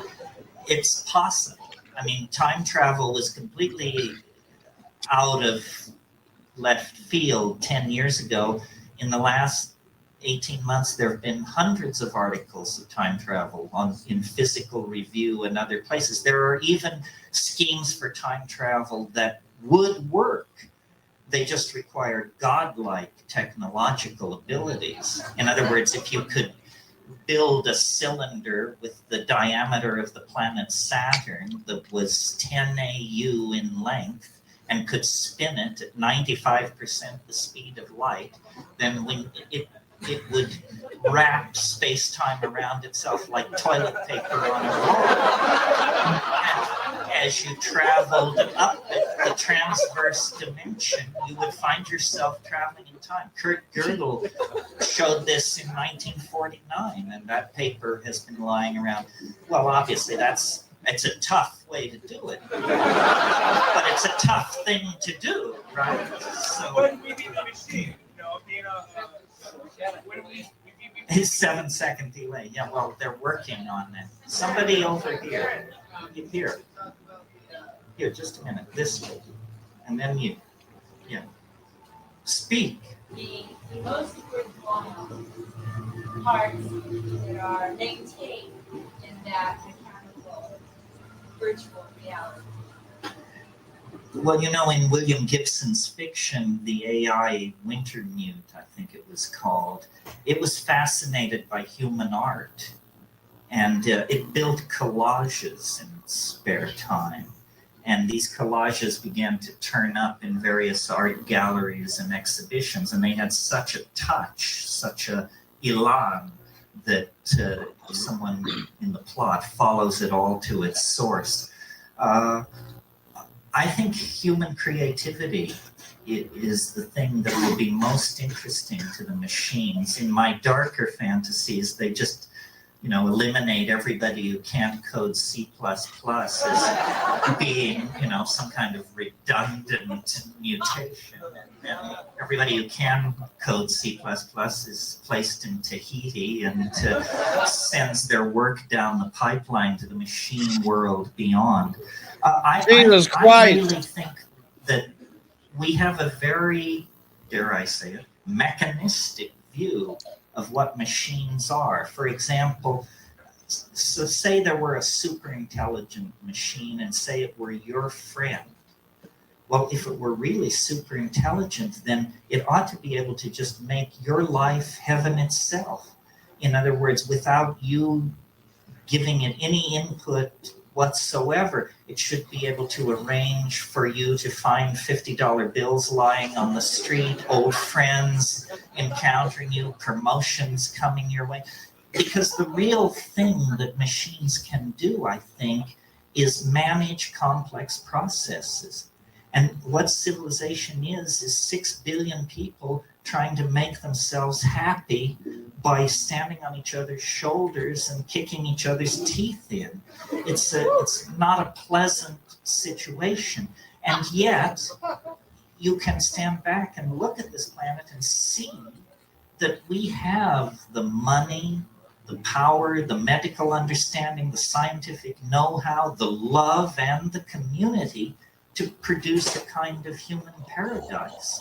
But we are led by the least among us, the least intelligent, the least noble, the least visionary. We're led by the least among us, and we do not fight back against the dehumanizing values that are handed down as control icons.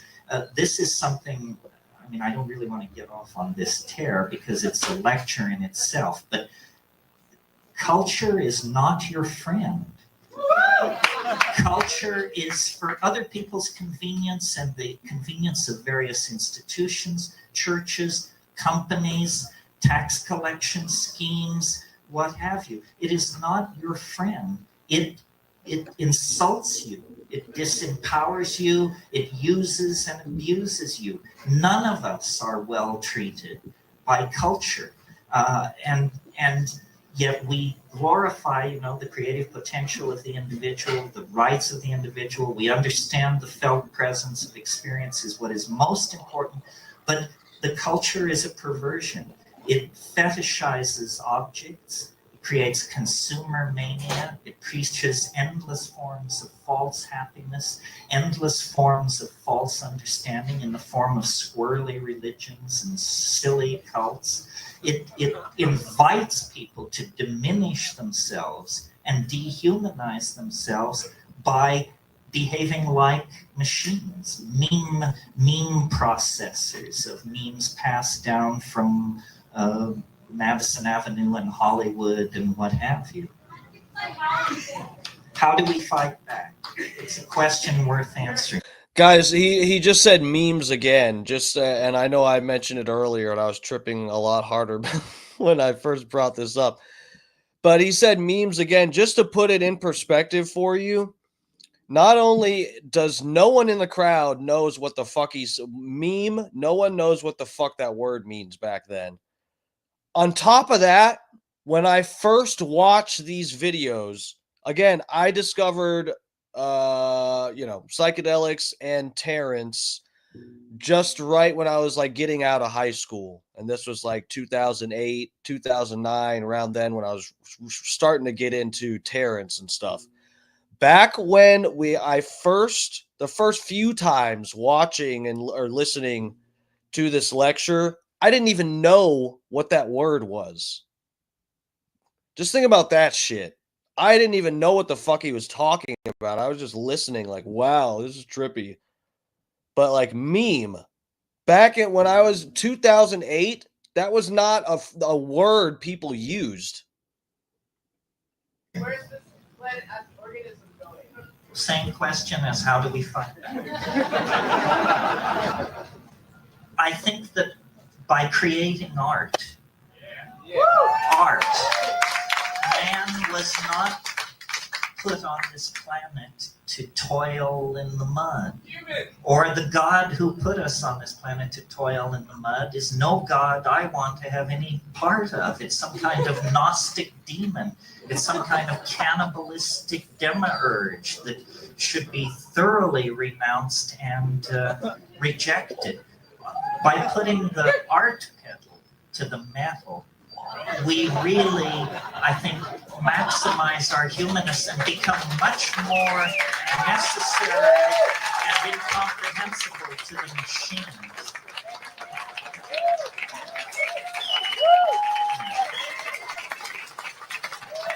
This is what people were doing up until the invention of agriculture. I mean, I'm absolutely convinced that the absence of ceramic and textual material and so forth and so on does not indicate the absence of subtle minds, poetically empowered minds, minds with an incredible sense of humor and irony and community, and that it was the fall into history that enslaved us to the labor cycle, to the agricultural cycle.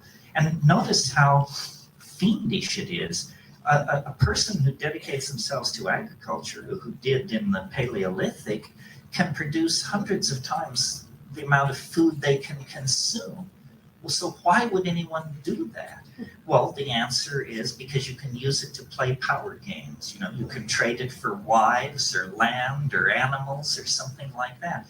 And so living in the moment, creating art, probably largely through poetry and body decoration and dance, gave way to toil and predatory social forms of behavior, which we call commerce, capitalism, the market economy, so forth and so on.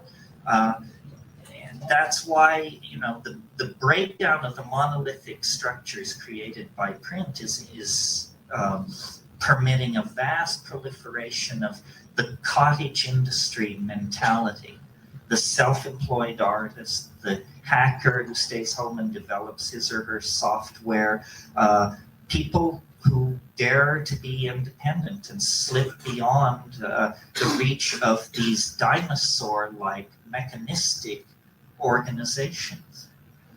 That's what it's all about. It's all about trying to create trying to negotiate a cultural standoff between you and your culture so that it will not put you in the can for the rest of your life, but you can put up with its stupidity. And, we have a very uncomfortable fit on this issue, especially as people like who are sophisticated about psychedelics.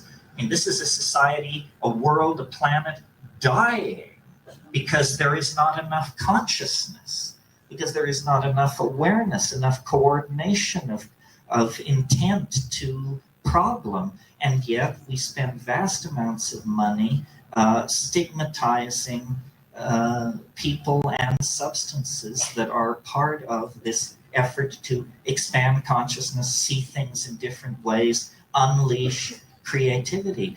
Isn't it perfectly clear that business as usual is a bullet through the head? That there is no business as usual for anybody who's interested in survival. Yeah. Couple more. Over here. I promised this person. Are you still interested? Their role as it pertains to the missing link between. Oh, what a wonderful question. Yes. So I think this guy, if you didn't hear the question, he asked, Texas Hillbilly, what's up? What's up? Oh, Holyoke Joe, did DMS say he doesn't care about the plane crash? I wasn't listening. Not that I don't care, but just like I really, whatever. I don't want to, look at that tonight. What was I? Oh, the guy asked a question, and then Terence is about to explain the stoned ape theory a little bit better than I did earlier.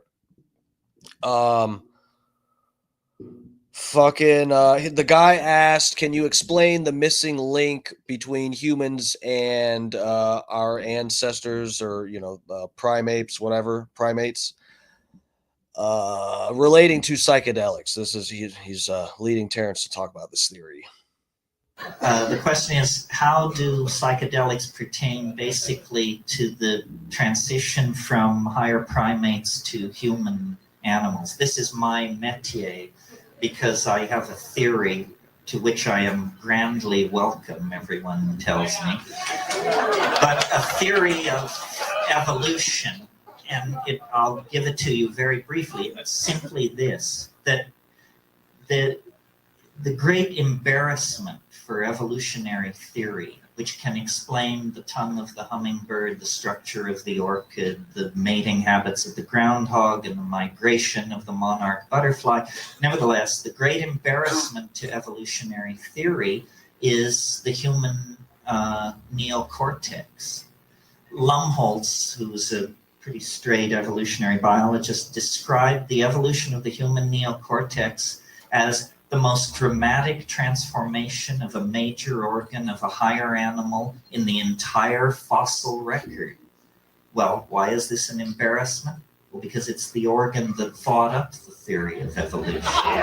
So, can you say tautology? That's the problem right there. So it is necessary in evolutionary theory to account for the dramatic emergence of the human neocortex in this very narrow window of time. Basically, in about 2 million years, they went from being higher primates, hominids, to being true humans, as truly human as you and I tonight. What the hell happened? What was the factor? The Earth was already old. Many hundreds of higher animal forms had come and gone, and the fire of intelligence had never been kindled. So what happened? I think that the answer lies in diet, generally, and in psychedelic chemistry in particular. I think that as the African continent grew drier, we were forced out of the ecological niche we had evolved into, which was we were canopy-dwelling primates, insectivores, complex signaling repertoire, evolutionary dead end. But when we came under nutritional pressure, we were flexible enough. This is the key to humanness at every stage of its development, our maddening flexibility. Other animal and plant species can't react. We can. Our flexibility, we began to experiment with a new kind of diet and to leave the trees and explore the new environment of the grassland. And evolving concomitantly in the grassland were various forms of ungulate animals, double-stomached animals whose manure is the ideal medium for mushrooms, coprophytic mushrooms, dung-loving mushrooms, many of whom produce psilocybin. Well, I myself in Kenya have seen baboons spreading out over a grassland and noticed that their behavior is they flick over old cow pies. Why? Because there are beetle grubs there. So they already had a behavioral vector for nutrition, for protein, that would lead them to investigate the cow pies. Well, in the Amazon, after a couple of days of fog and rain, these psilocybin mushrooms, Stropharia cubensis, can be the size of dinner plates. I mean, in other words, you can't miss it. If you're a foraging primate, you can't miss it. And the taste is pleasant.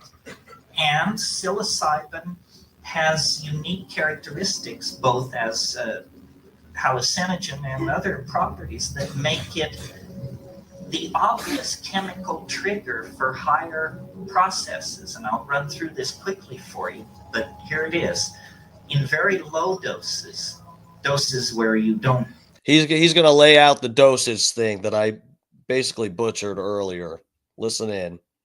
You wouldn't say you were stoned or loaded or anything like that, but just in doses you might obtain by nibbling as you foraged. It increases visual acuity. In other words, it's like a technological improvement on your vision. Chemical binoculars lying there in the grass. Well, you don't have to be a rocket scientist to figure out if an animal is a carnivorous forager and there's a food which improves its vision, those that avail themselves of that food will have greater success in obtaining food and rearing their children to sexual maturity, which is the name of the game in evolution. So step one, small doses of psilocybin increase visual acuity and food getting success. Step two, slightly larger doses of psilocybin in primates create what's called arousal. This is what you have after a double cappuccino. In highly sexed animals like primates, you get male erection. So what do you have here? You have a factor which increases what anthropologists without a trace of humor refer to as increased instances of successful copulation. In other words, the animals eating the psilocybin are more sexually active, therefore more pregnancies are occurring, therefore more infants are being born, therefore there is a process which would tend to automatically outbreed the non-psilocybin using members of the population. Step two toward higher consciousness. Step three, you eat still more mushrooms. Now you're not foraging with sharpened eye, nor are you horsing around with your opposed gender acquaintances. Instead, you're nailed to the ground in hallucinogenic ecstasy. And one of the amazing things about psilocybin above, say, 5 or 6 grams, a dried material, is it causes glossolalia, spontaneous bursts of language-like behavior under the obvious control of internal syntax. And I believe syntax existed before spoken language, that syntax controls spatial behaviors and body languages and is not necessarily restricted to the production of vocal speech. So there it is in a nutshell. We ate our way to higher consciousness. The mushroom made us better hunters, better survivors. Among those in the population who used it, their sexual drive was increased, hence they outbred the more reluctant members of the tribe to get loaded. And finally, it created a kind of neuroleptic seizure, which led to these downloading of these syntactically controlled vocalizations, which became the raw material for the evolution of language. And it's amazing to me, the straight people, the academics, believe language is no more than 35,000 years old. That means it's as basic to human beings as the bicycle pump. It's just something somebody invented 35,000 years ago. It's got nothing to do with primate evolution and, the long march of the hominidae and all that malarkey. No, it's just an ability, a use to which syntax can be put that previously had not been put. I think before language, spoken language, things were very touchy-feely, and the wink and the nod carried you a great distance, and gestural communication was very high. That's why, and I should say this and then end, to me it begins and ends with these psychedelic substances. The synergy of the psilocybin in the hominid diet brought us out of the animal mind and into the world of articulated speech and imagination. And technology developed and developed, and mushrooms were, invade against, faded. There was migrations, cultural change. But now, having split the atom, having sequenced our genome, having taken the temperature of Betelgeuse and all the rest of it, we're now back where we started. And like the shaman who makes the journey into the well of darkness and returns with the pearl of immortality, you don't dwell in the well of darkness, which was human history. You capture the essence of the thing, which is the godlike power of the shaman smith, the technologist, the demon artificer, the worker of metals, the conjurer of spirits, and you carry that power back out of history. And it's in that dimension, outside of history, that you create true humanness and true community. And that's the adventure that we are in the act of undertaking. Thank you very, very much. Oh, Jesus.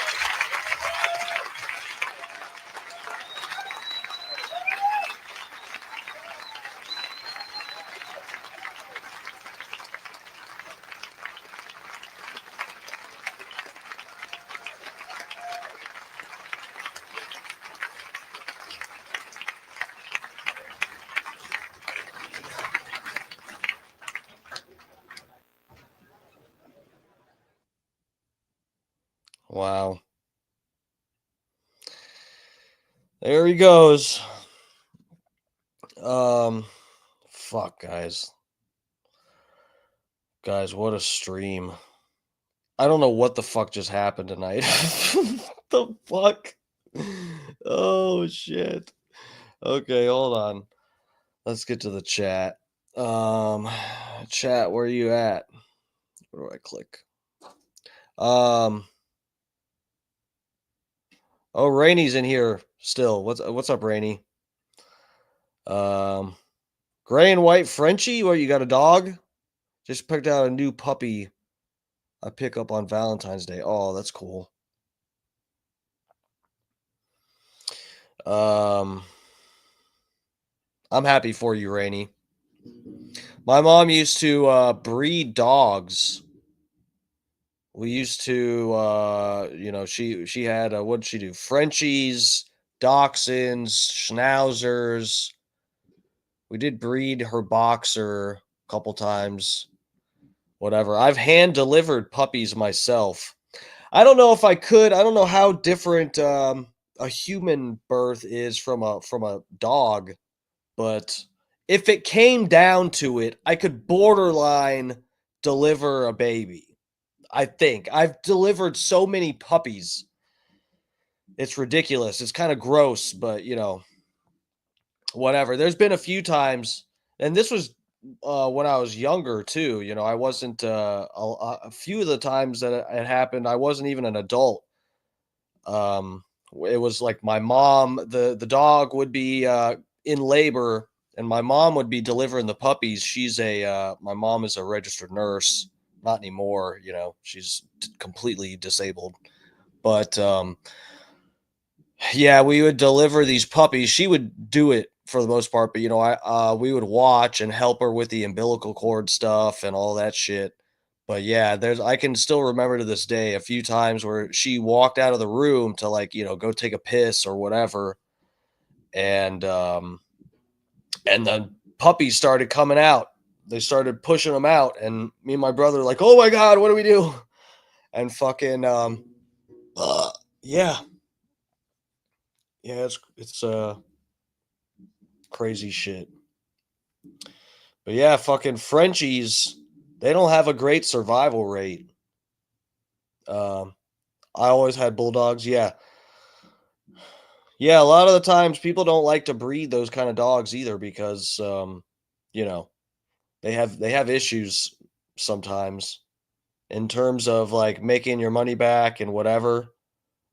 Um, breeding the dog and selling the puppies and stuff. I mean, sometimes we had fairly good luck with it, but that's you always hear that about the bulldogs is that they have issues as puppies and stuff. They don't have a great survival rate, and then sometimes they have issues later on. But yeah, but for breeding puppies, that's a lot of the time where they're like super expensive, is because like whatever. Um, um, would you say my last one last May? So I'm ready to get a new one to love on. Oh yeah, yeah. I'm sorry about that. Yeah. Fucking yeah. I'm so over, dude. My mom, you guys don't understand. My mom was like, straight up running a dog breeding business. And there were times that she had, I just remember the number. I couldn't name all these dogs again, okay? But we had like over 30 dogs at the house at one point. It was like out of hand, but they had like their own area. It's not like they were just running rampant through our fucking house. But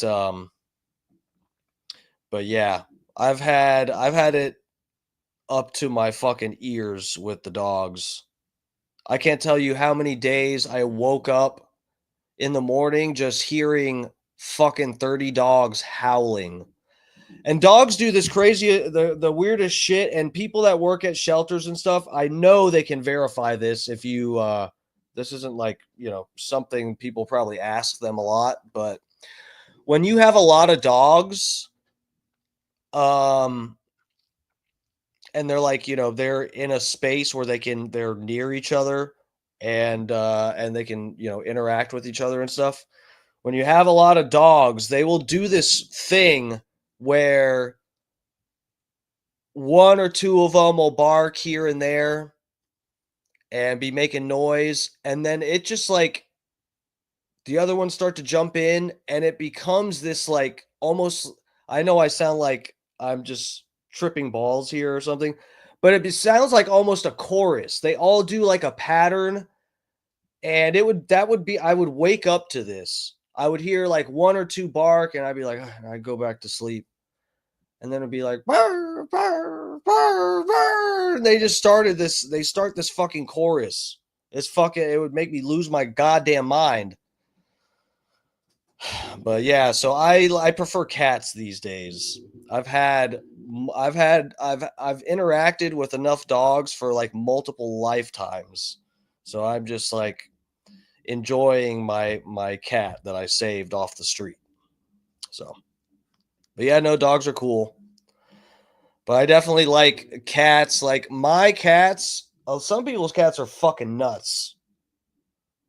But mine are like, mine are okay. They don't make crazy noise and stuff. That's what I just don't want to I don't want to deal with the goddamn noise waking me up and stuff with fucking cats meowing and whatever. Like mine are pretty chill. So, anyway, um what the fuck are you guys talking about?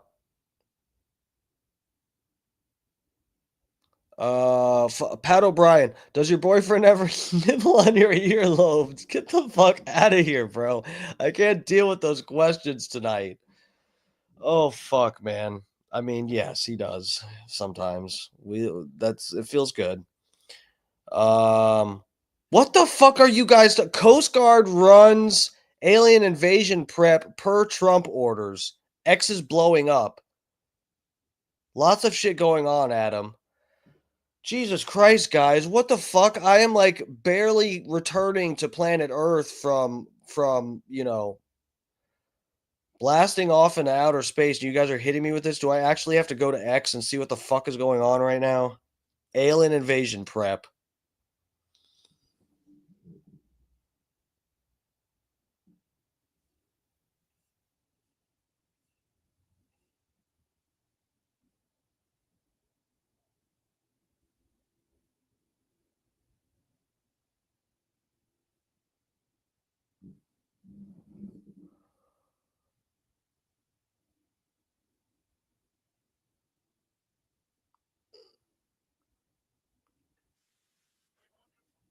Bro, what the fuck is going on?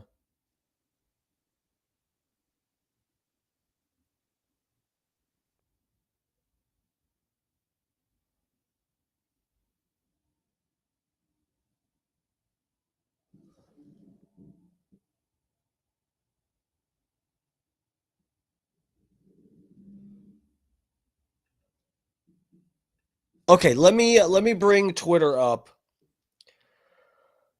Oh fuck, man. I don't know if I even want to deal with this tonight. This is the crash. This is what y'all are talking about in Philadelphia, correct? Anyone in the chat? Rainy, Adam, whoever's fat pig, anybody?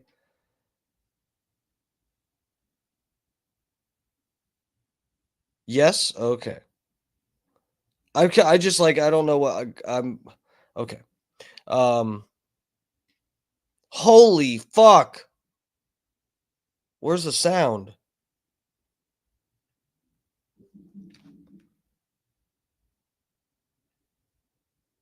Why is there no sound? What happened? What's the deal? Am I tripping?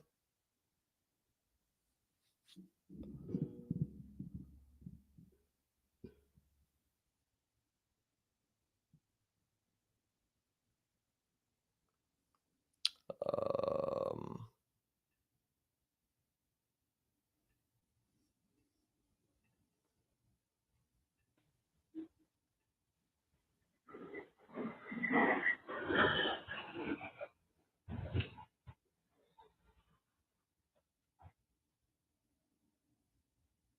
What the fuck? This person's saying it's a missile.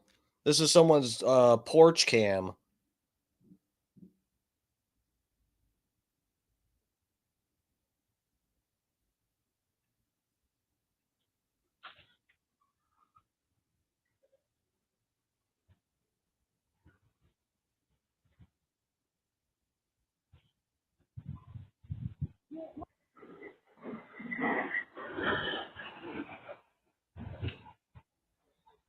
What the fuck, dude?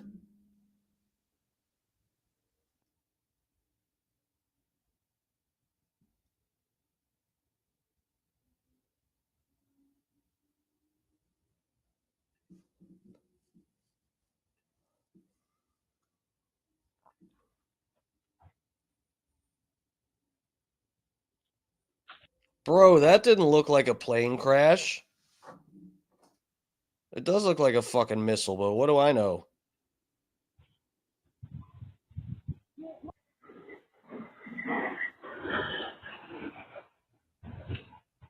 Holy fucking shit. That's a big explosion.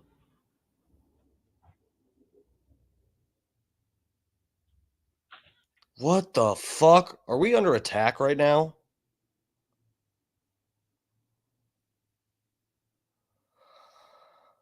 Okay, should I?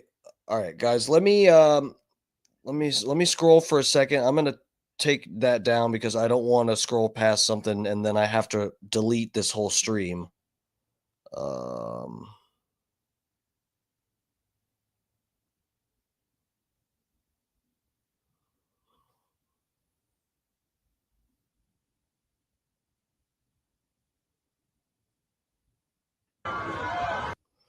Holy fuck.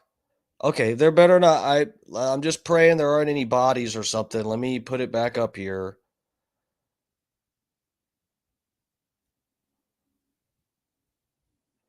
Look at this.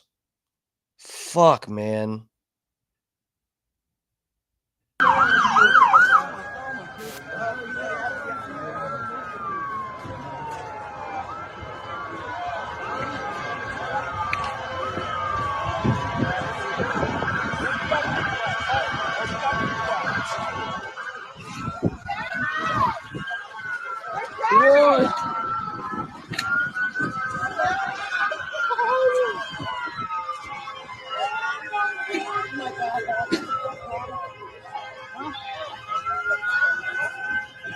Holy fucking shit. This is chaotic.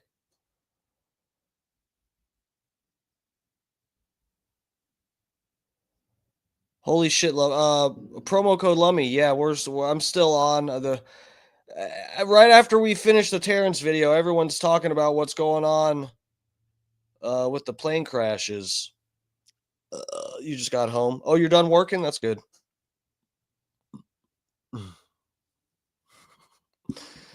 Yes, sometimes I do. You know what the thing is? I drank my protein shake. What was it, like 9 something? And I do need to. I'm gonna eat some dinner because I fasted since fucking 2. But yeah, I won't eat. I'll get off before 11 o'clock because I want to make that my last. I don't want to eat too much later than that.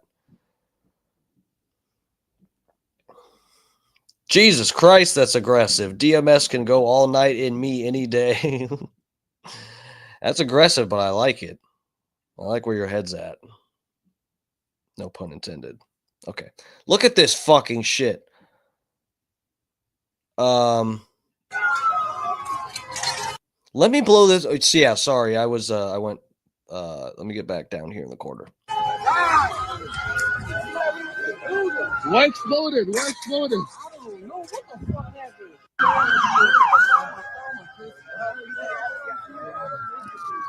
Oh, I get it. So someone, I scrolled past a picture. I think someone was showing this wreckage. Is it this video? I think, right? That piece. Yeah. Oh my God. Okay. I understand now. All right. Look, let me drop this so we can go back to this post. I don't want to scroll past something bad. I'll bring you guys right back up in a minute. Hold on. Let me get back to the thing. Because someone was showing a picture saying that this is oh yeah.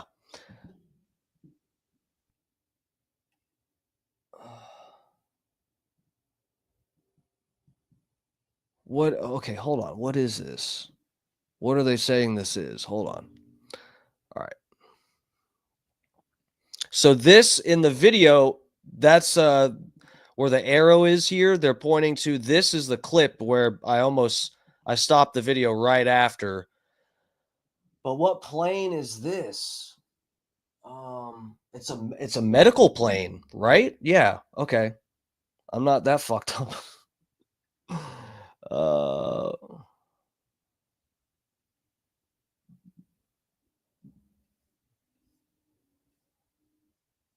Okay, this person saying CNN wrote an article 6 hours before it happened, before the The helicopter crash.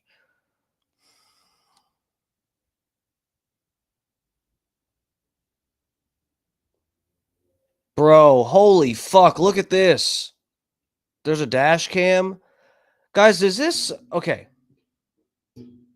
Insane dash cam footage of Philadelphia plane crash of a Learjet 55 air ambulance. Okay, so that's what they're pointing out. From Mexico has crashed in Philadelphia shortly after taking off from Philadelphia's executive airport.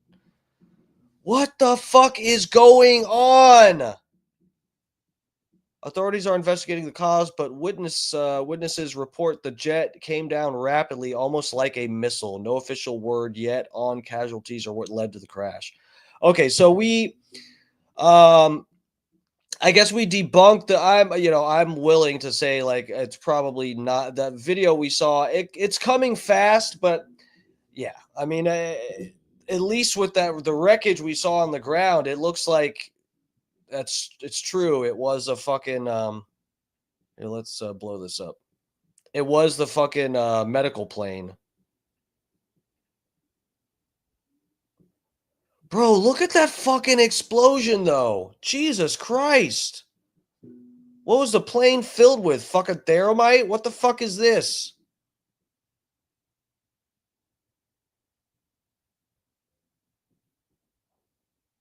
Holy fucking shit. Look at everybody just like, whoa, we're under attack.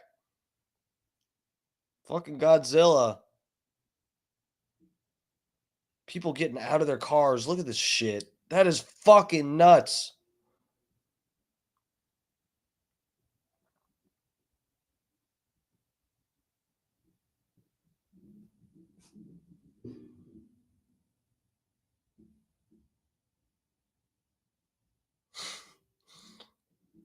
Oh, look at everybody just fucking slam on their brakes.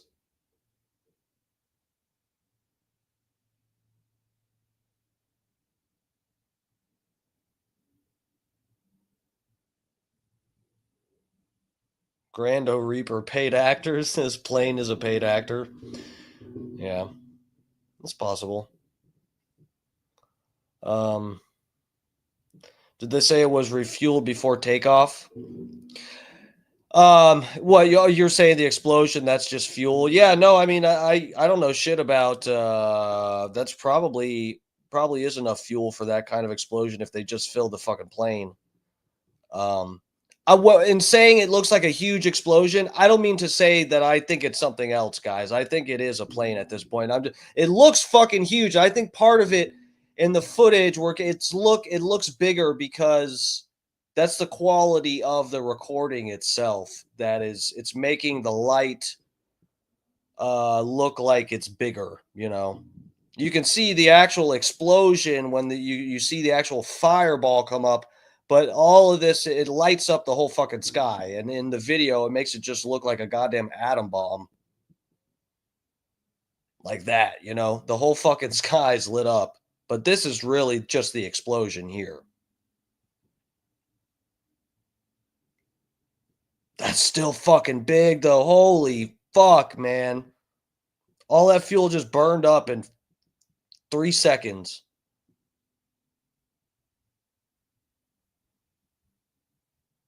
Holy shit. Guys, thank you for telling me about this. This is fucking nuts.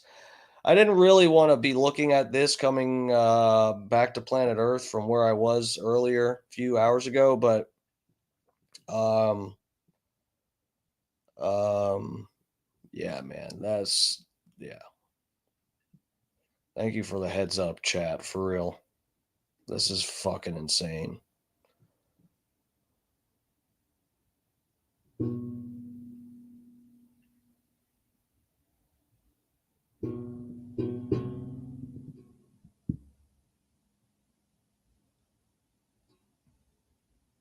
I'm just looking at people fighting in the respawns.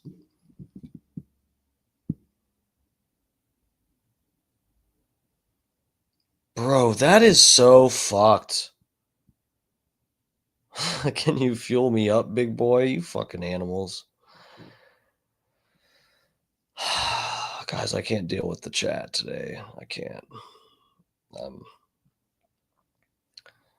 Okay.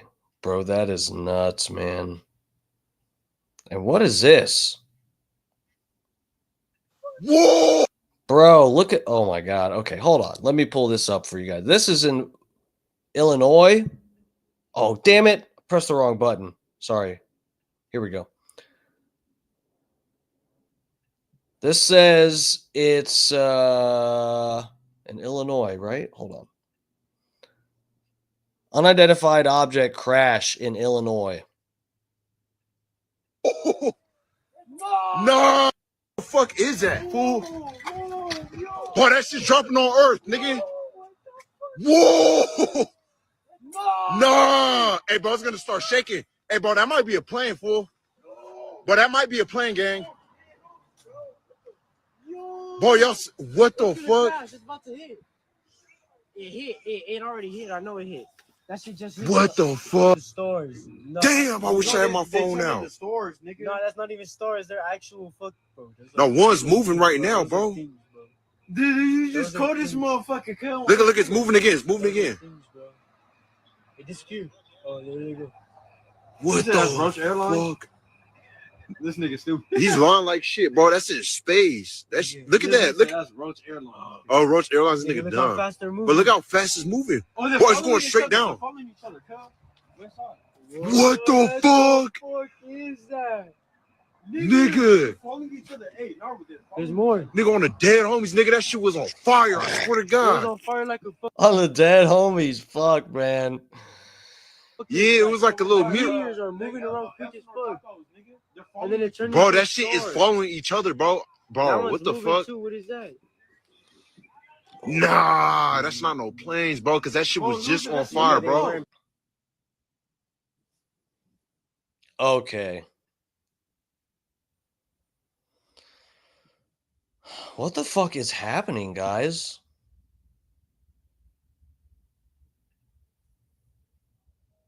Holy fuck, man. I didn't even search anything. This is just my timeline. Bro, the video.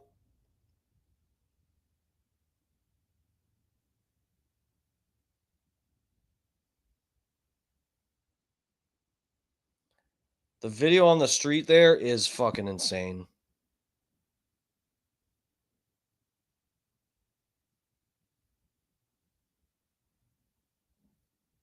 Holy fuck. Look at these people. Oh my God, guys. Hold on. Let me pull this up. Here we go.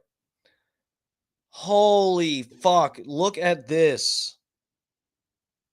Look at this. This is like right outside their house. Yeah, man. She's still hanging.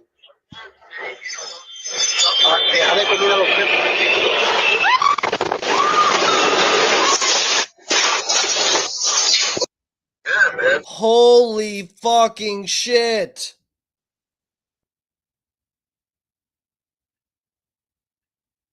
That is intense, bro. They can hear it too. Look at them looking up. Yeah, man. She's still hanging.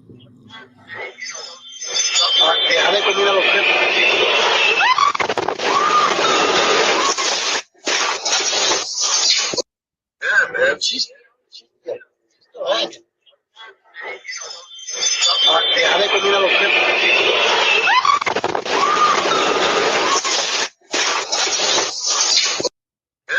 Holy fucking shit, guys. This is fucking insane. Yeah, you can hear the jet engine. Probably a lesbian pilot. You know what? I'll put my money on that. Yeah, man. She's still hanging.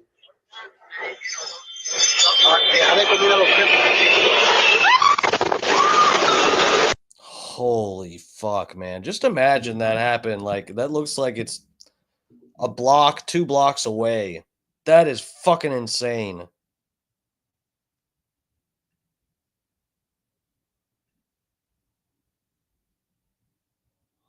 That guy looks like Iggy. No, he doesn't, motherfucker. Love you, Scout and Big Gulp. Yeah, lesbian truckers. They are 2 of the very few lesbians that are, they can drive and stuff. Bro.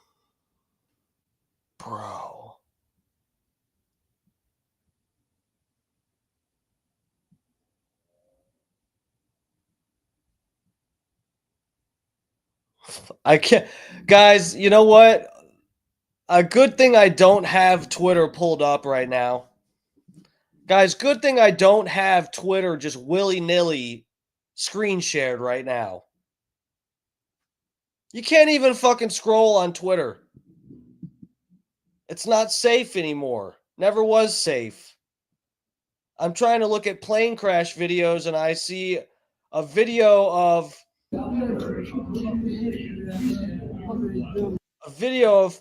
cheeks clapping on the subway in New York.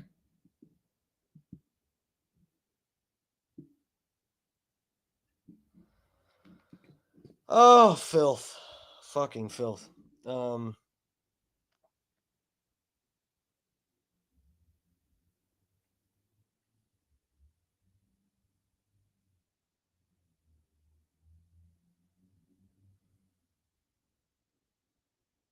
What the fuck? Former senior advisor to the Federal Reserve, John Rogers, has been arrested for leaking trade secrets to China. Good stuff. Oh, fuck. Here's another angle. Hold on, guys. Guys, good thing I don't just let Twitter sit up and scroll. Let you guys look at what comes across my feed as I scroll. Fuck, man.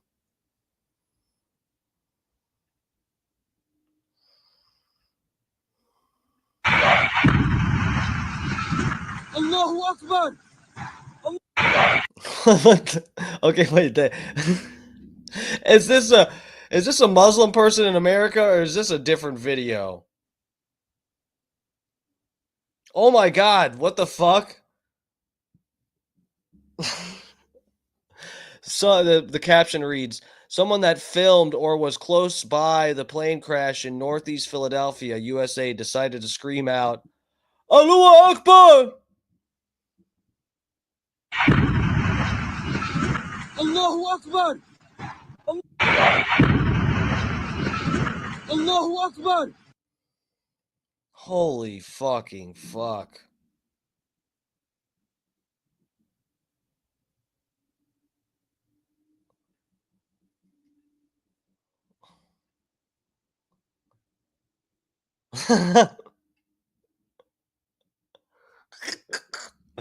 No, it's too soon for the memes. Look at this fucking shit. Air traffic controller.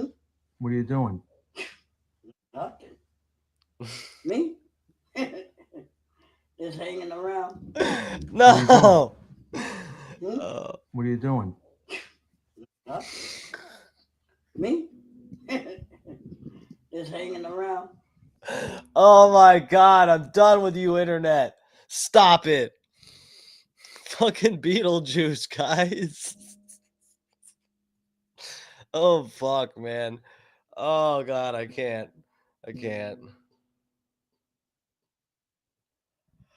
Oh fuck.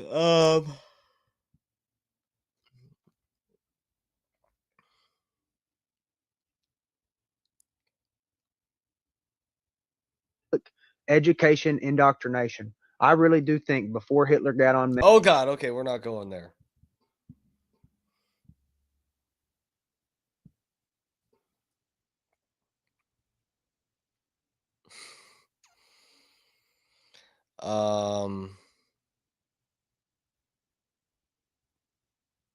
Jesus Christ.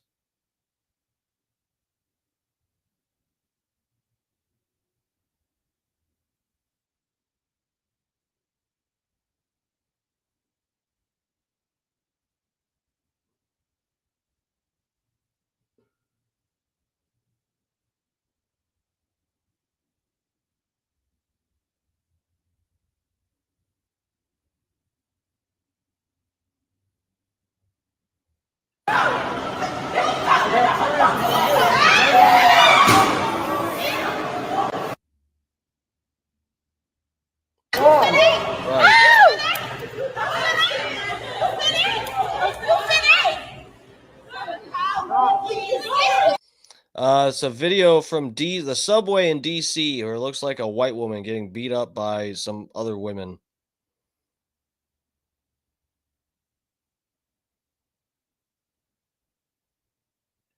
Okay, hold. This is another.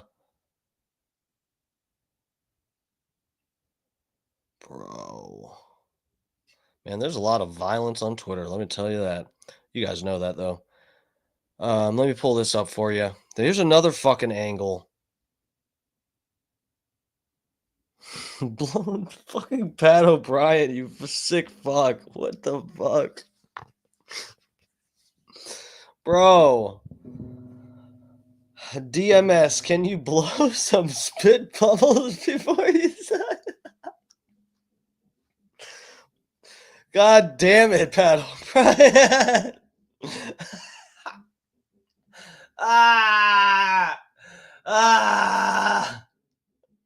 What the fuck, bro? Let me pull this up. Stop with that, Pat O'Brien. Oh fuck, man. Oh fuck. Okay. Let's get serious. People are dying out here. I think this is just after. Fuck. Can I get? Yeah, just go the long way, bro. Just go the long way. All right, brother. All right. Just stay on the other side of this tape line right here, okay? All right, appreciate it.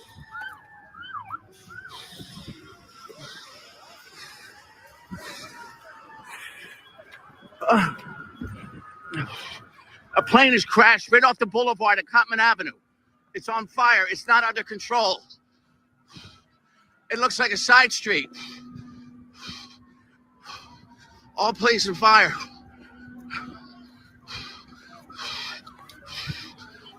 It looks like debris here. I'm in a debris field. They're opening up the parking lot. There is thick smoke and the smell of jet fuel. I'm working. I'm sorry. With Fox. I need to get my. I should have worn a jacket. Sorry, brother. Just go down around. I will.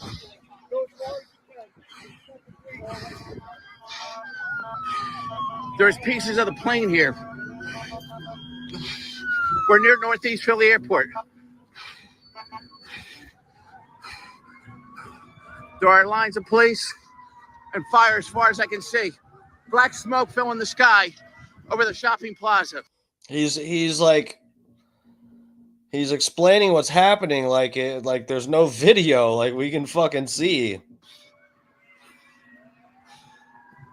Now you're behind a fence, buddy. Good job listening to the cops. Let them tell you where to get a good angle.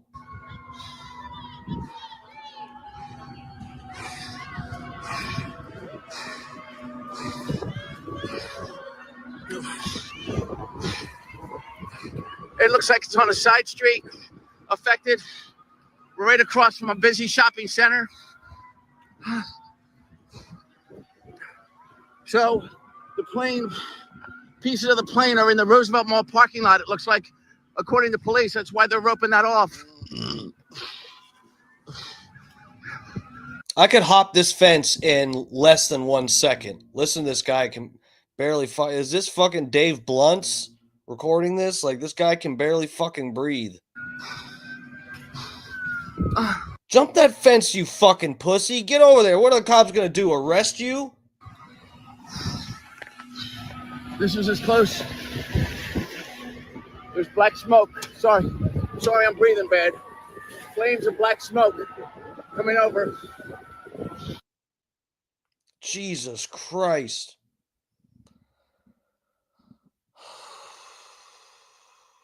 Good night, Holyoke Joe. NyQuil time? It's about that time for me, too. Is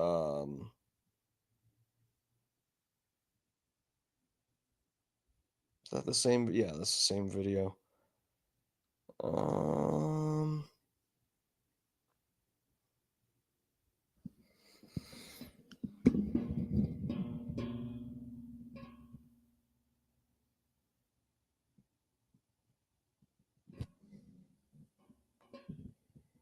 American Airlines plane can be seen flying towards the airport before the two collide, causing a mid-air explosion and fall into the river.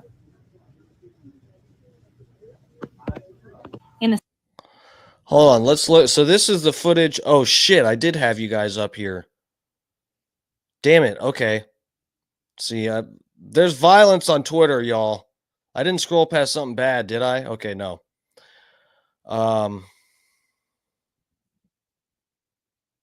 These videos obtained exclusively by CNN show previously unseen angles of the collision between an American Airlines flight and a US Army Black Hawk helicopter. In the first video, the Black Hawk can be seen flying at speed over the Potomac from the left side of the screen. The American Airlines plane can be seen flying towards the airport before the two collide, causing a mid-air explosion and fall into the river. In the second video, you can see the Army helicopter and American Airlines plane travel toward each other. After the collision and subsequent explosion, the airliner can be seen spinning into the water, and the Black Hawk is also seen falling into the water. The water. These videos of Fucking lady sounds like a little slut.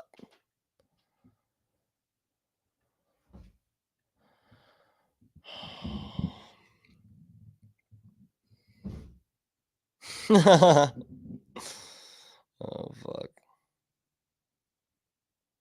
Akbar! Allahu Akbar! What the hell? What? Oh, so I knew that other video was edited. So someone was trying to make it sound more spicy. The Allah Akbar video. Because I think they wanted to leave the impression like this guy knew or some, who knows what they wanted. But the fucking video was cut short. I knew there was more to it because it sounded like he was starting to speak again. But look, here's that other video. Allahu Akbar! Allahu Akbar! What the hell? What the hell? What the hell? Oh my God! Oh my God! La ilaha illallah! There's a plane, bro! Allahu Akbar! Allahu Akbar! What the hell? What the hell? What the hell? Oh my God! Oh my God! La ilaha illallah! There's a plane, bro! That's fucking nuts, guys. Dancing Israeli Part 2. Why the fuck was this guy already filming? What the fuck? Your messages are getting deleted. What are you saying in them? Yeah, I don't see any of your messages. What the fuck? Besides these two. Dude, I'm not erasing anything. I literally don't know how to do that yet. I still don't know how to do that. Are you saying something bad?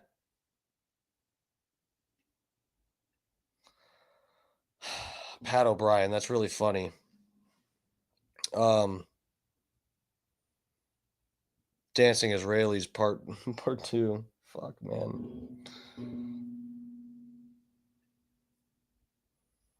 Why was this guy filming?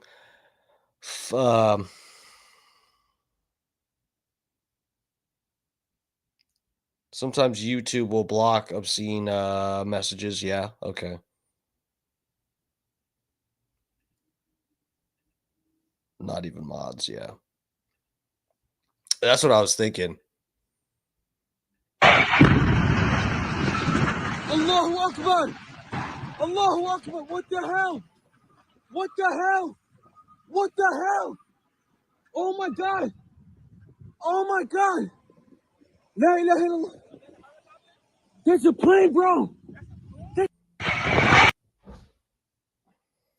That's intense, man. Let's see. Well, hold on. Let's.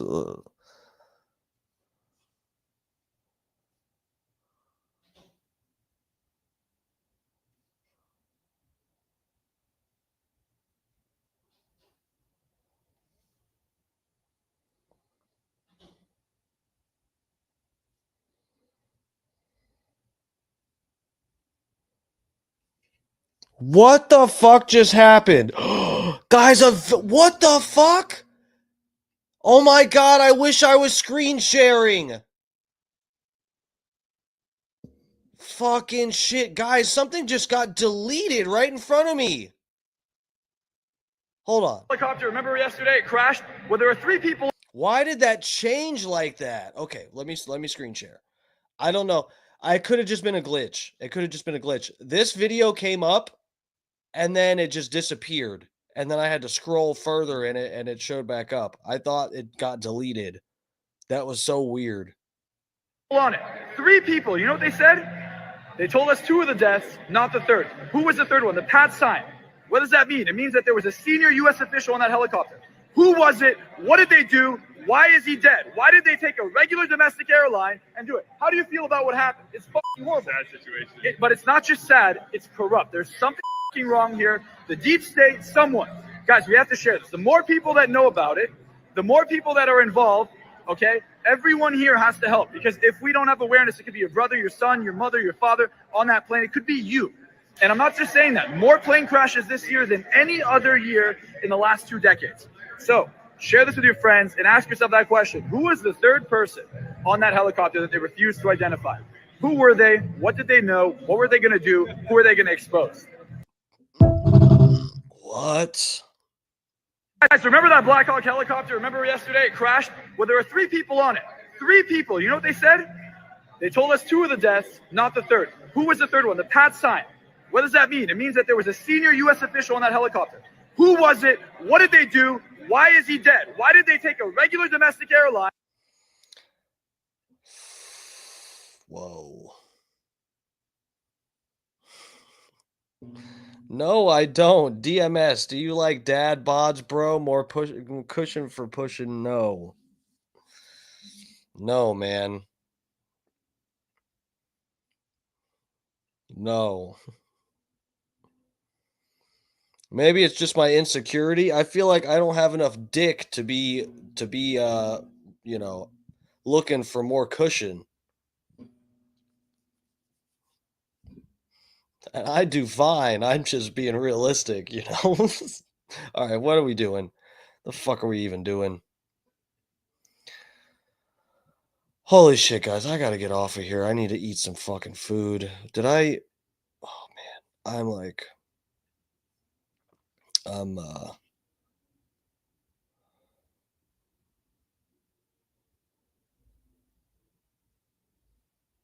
Akbar! Allahu Akbar! What the hell? What the hell? Allahu Akbar!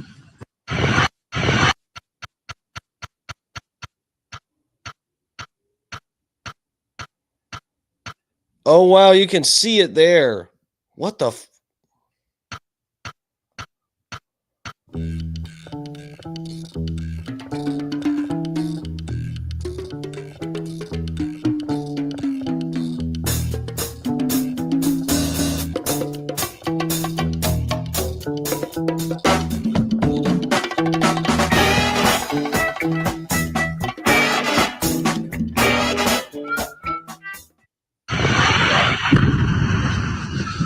Allahu Akbar! Allahu Akbar! What the hell? What the hell? Bro, I think, you know what? The Allahu Akbar shit. Oh, let me pull this up for you guys. Fuck. I was watching this by myself. Guys, I'm not fit to host tonight. Good thing the show's almost over. Look at this shit. This John Cullen guy, he posts some interesting stuff. But I was just going to say, it's really funny. The guy's saying Allah Akbar, and I think he realizes what white people think about that and how it scares them. And so when this guy pulls up in the car and asks him, you know, he's like, "Oh, is that a helicopter?" You can tell he's like, he was saying Allah Akbar. What the hell, Allah? And I feel like he stopped with the Allah Akbar because he saw other, you know, there's white people that are like, "Oh fuck, they're gonna think I was a part of this," which is exactly what people are thinking on Twitter. What the hell? Look at this. Let's start it over. Allahu Akbar! What the hell? What the hell? Allahu Akbar! Allahu Akbar! What the hell? What the hell? Allahu Akbar!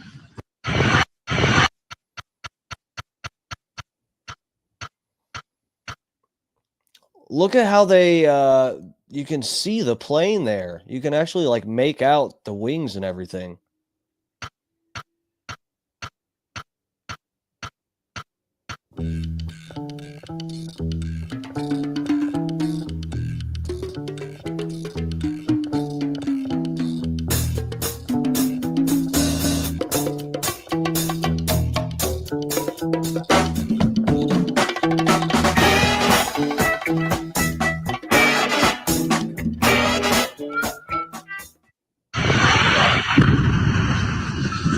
Allahu Akbar! Allahu Akbar! What the hell? What the hell? What the hell? What the fuck?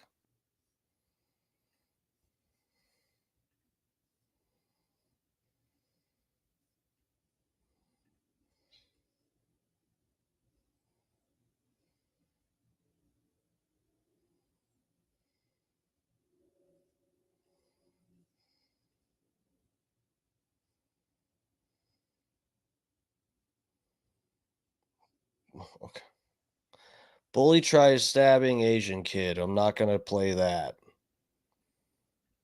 It's probably not ideal for YouTube.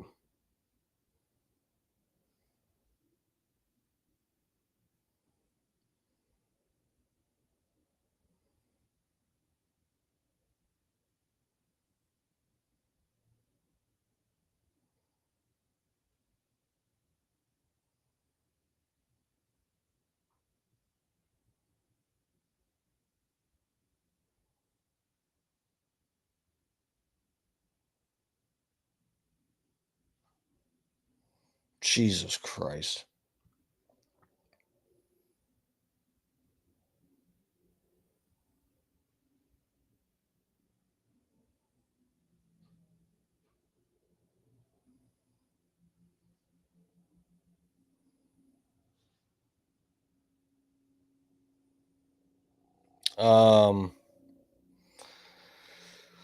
Oh, fuck, man. This is stressing me out.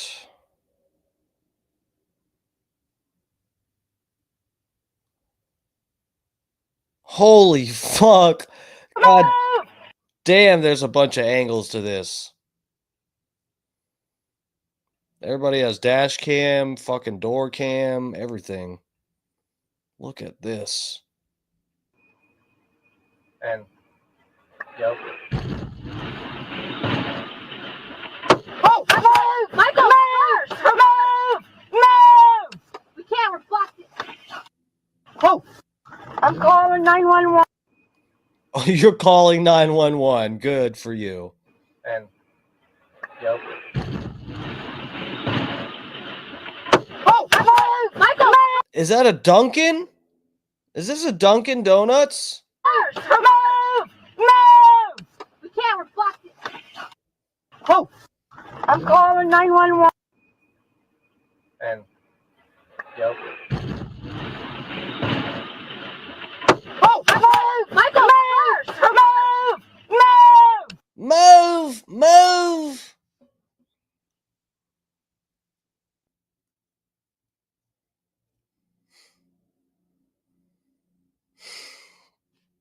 Pat O'Brien, what the fuck, bro? DMS, how often do you scratch and sniff your balls? Never. Dude, I literally like never do that. What the fuck? Like, what? I shower like twice a day, bare minimum. I basically never get a cheese smell or something. That's fucking disgusting. I know a lot of you straight guys, it'll be day 2 without a shower and you're like, I just need to test it out, brother. Get a little sniff and as long as things check out, we're good to go. Come on, us men need to sniff. Bro, I literally can't remember the last time I did a scratch and sniff like that. Should I do it right now? Let's see let's see what we got. Got a little bit of an itch on the left side here. Let's see. Let's see what we're working with.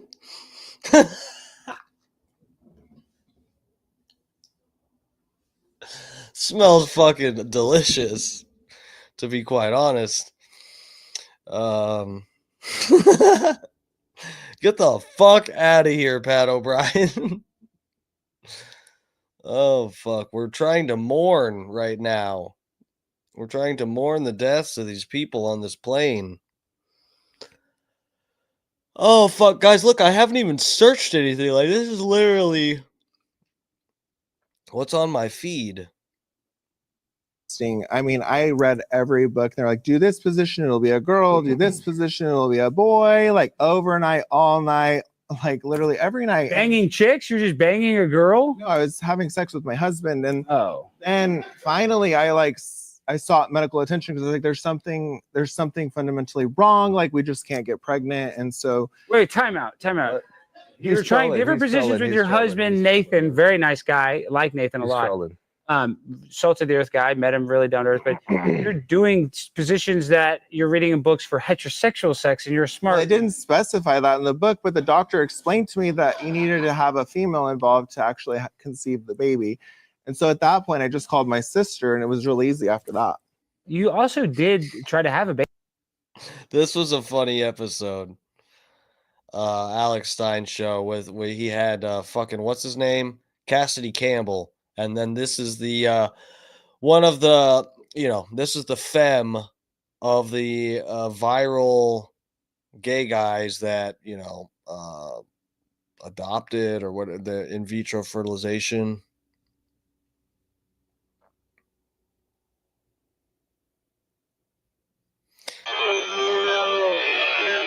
Bro, that's a good point. Look at this shit.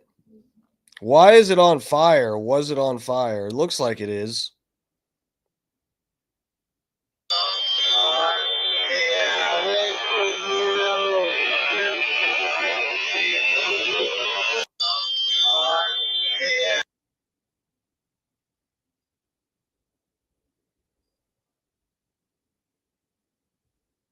The construction site of the Trinity Hospital facility blew up at the construction site of the Trinity Hospital facility blew up at the construction site of the Oh my god. Okay, we're getting off of Twitter, guys. Fuck.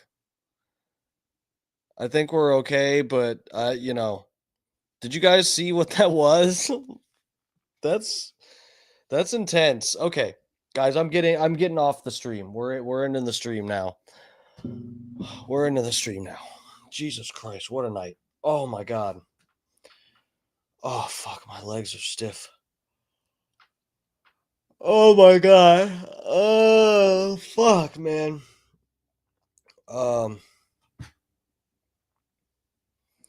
Pat O'Brien, do you and your boyfriend ever talk about having kids?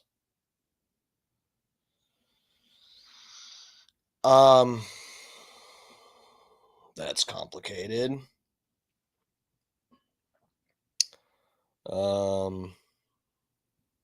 Holyoke.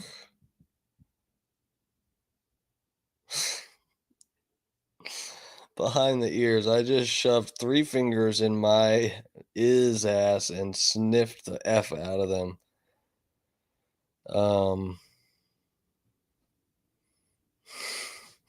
Really boring stream tonight. Thank you, Holyoke Joe.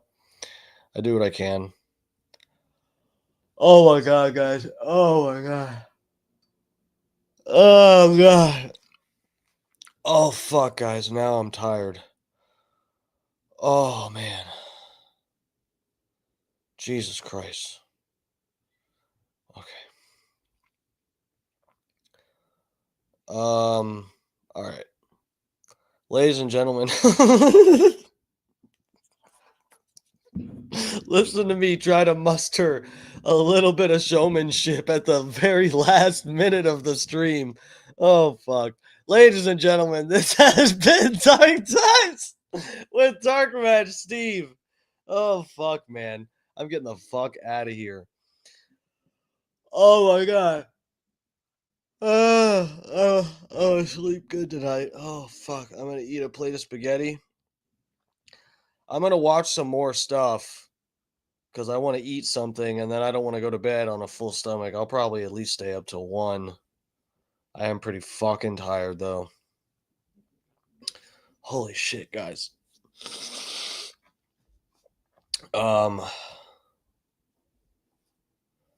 Take it home, kid. Thank you. Thank you, Holyoke Joe. Ladies and gentlemen, this has been Dark Times with Dark Man Steve. Thank you for joining the show tonight. Look, it has been one hell of a fucking roller coaster. I don't even know what the fuck happened. I feel like I just don't even know what happened tonight. Jesus. It's been a wild ride, guys. I feel like I'm like just about back to normal. And that checks out. I took him at like 6:30-ish. It's almost, it's 11:15. That makes sense. But yeah, coming down from that into more plane crashes isn't exactly ideal for me. But you know what? That's life. It's a bitch out here. Thank you guys so much for joining me, for real. Life's crazy, guys. It's fucking nuts. The stream was fucking nuts tonight. I don't know what it was like for you guys watching. I hope it wasn't as bad as like, when you're watching someone else be drunk and you're not drinking and don't want to drink and don't want to see drunk people. I hope it wasn't like that. That's possible. That's okay. This was just a little experiment tonight, guys. And on top of that, I kind of wanted to, it's been a little bit since I dabbled in those. Not that long, but yeah, I was overdue. So, but yeah, guys, I had fun. I hope you guys enjoyed it. It was more than fun. I don't know what the word is for it. Exhilarating and frightening. But yeah, guys, I'm probably gonna do another ice bath this Sunday, even though I generally go every other Sunday. But the Sunday after this is Super Bowl Sunday, which I generally don't give two shits about. But my mom's partner is throwing a Super Bowl party and stuff. And whatever. I don't want to have to work in an ice bath into a fucking Super Bowl Sunday where I'm actually going to a party. I'm basically just going for the food and to talk shit about the commercials. How they aren't as good as they used to be. It's basically all I'm going for. So yeah. So I'll see you guys on Sunday for the ice bath. If you want to tune in, that's cool. If not, I get it. Whatever. It's just something I like streaming it to hold myself to do it. Besides that, we'll be back on Monday, and I'm sure Monday there'll be more plane crashes and all kinds of stuff for us to talk about. More information coming out. What Trump's gonna do, all that stuff. Huh? I'm sure it's gonna be very riveting. So. I'll see you guys then. For real though, thank you so much for hanging with me. I know tonight was weird. I don't know what happened tonight. My mom, no, because my mom doesn't have a boyfriend. Why would I say, Pat O'Brien? Why the fuck would I say partner if it was her boyfriend? That's a dead giveaway that it's a same-sex relationship. Come on, man. You're not thinking right. You're just looking now. You're just reaching. You're just struggling to find some situation to ask me awkward questions about. I appreciate that generally, but I gotta go, guys. I love you. I'll see you either Sunday or Monday. Kisses. Mwah.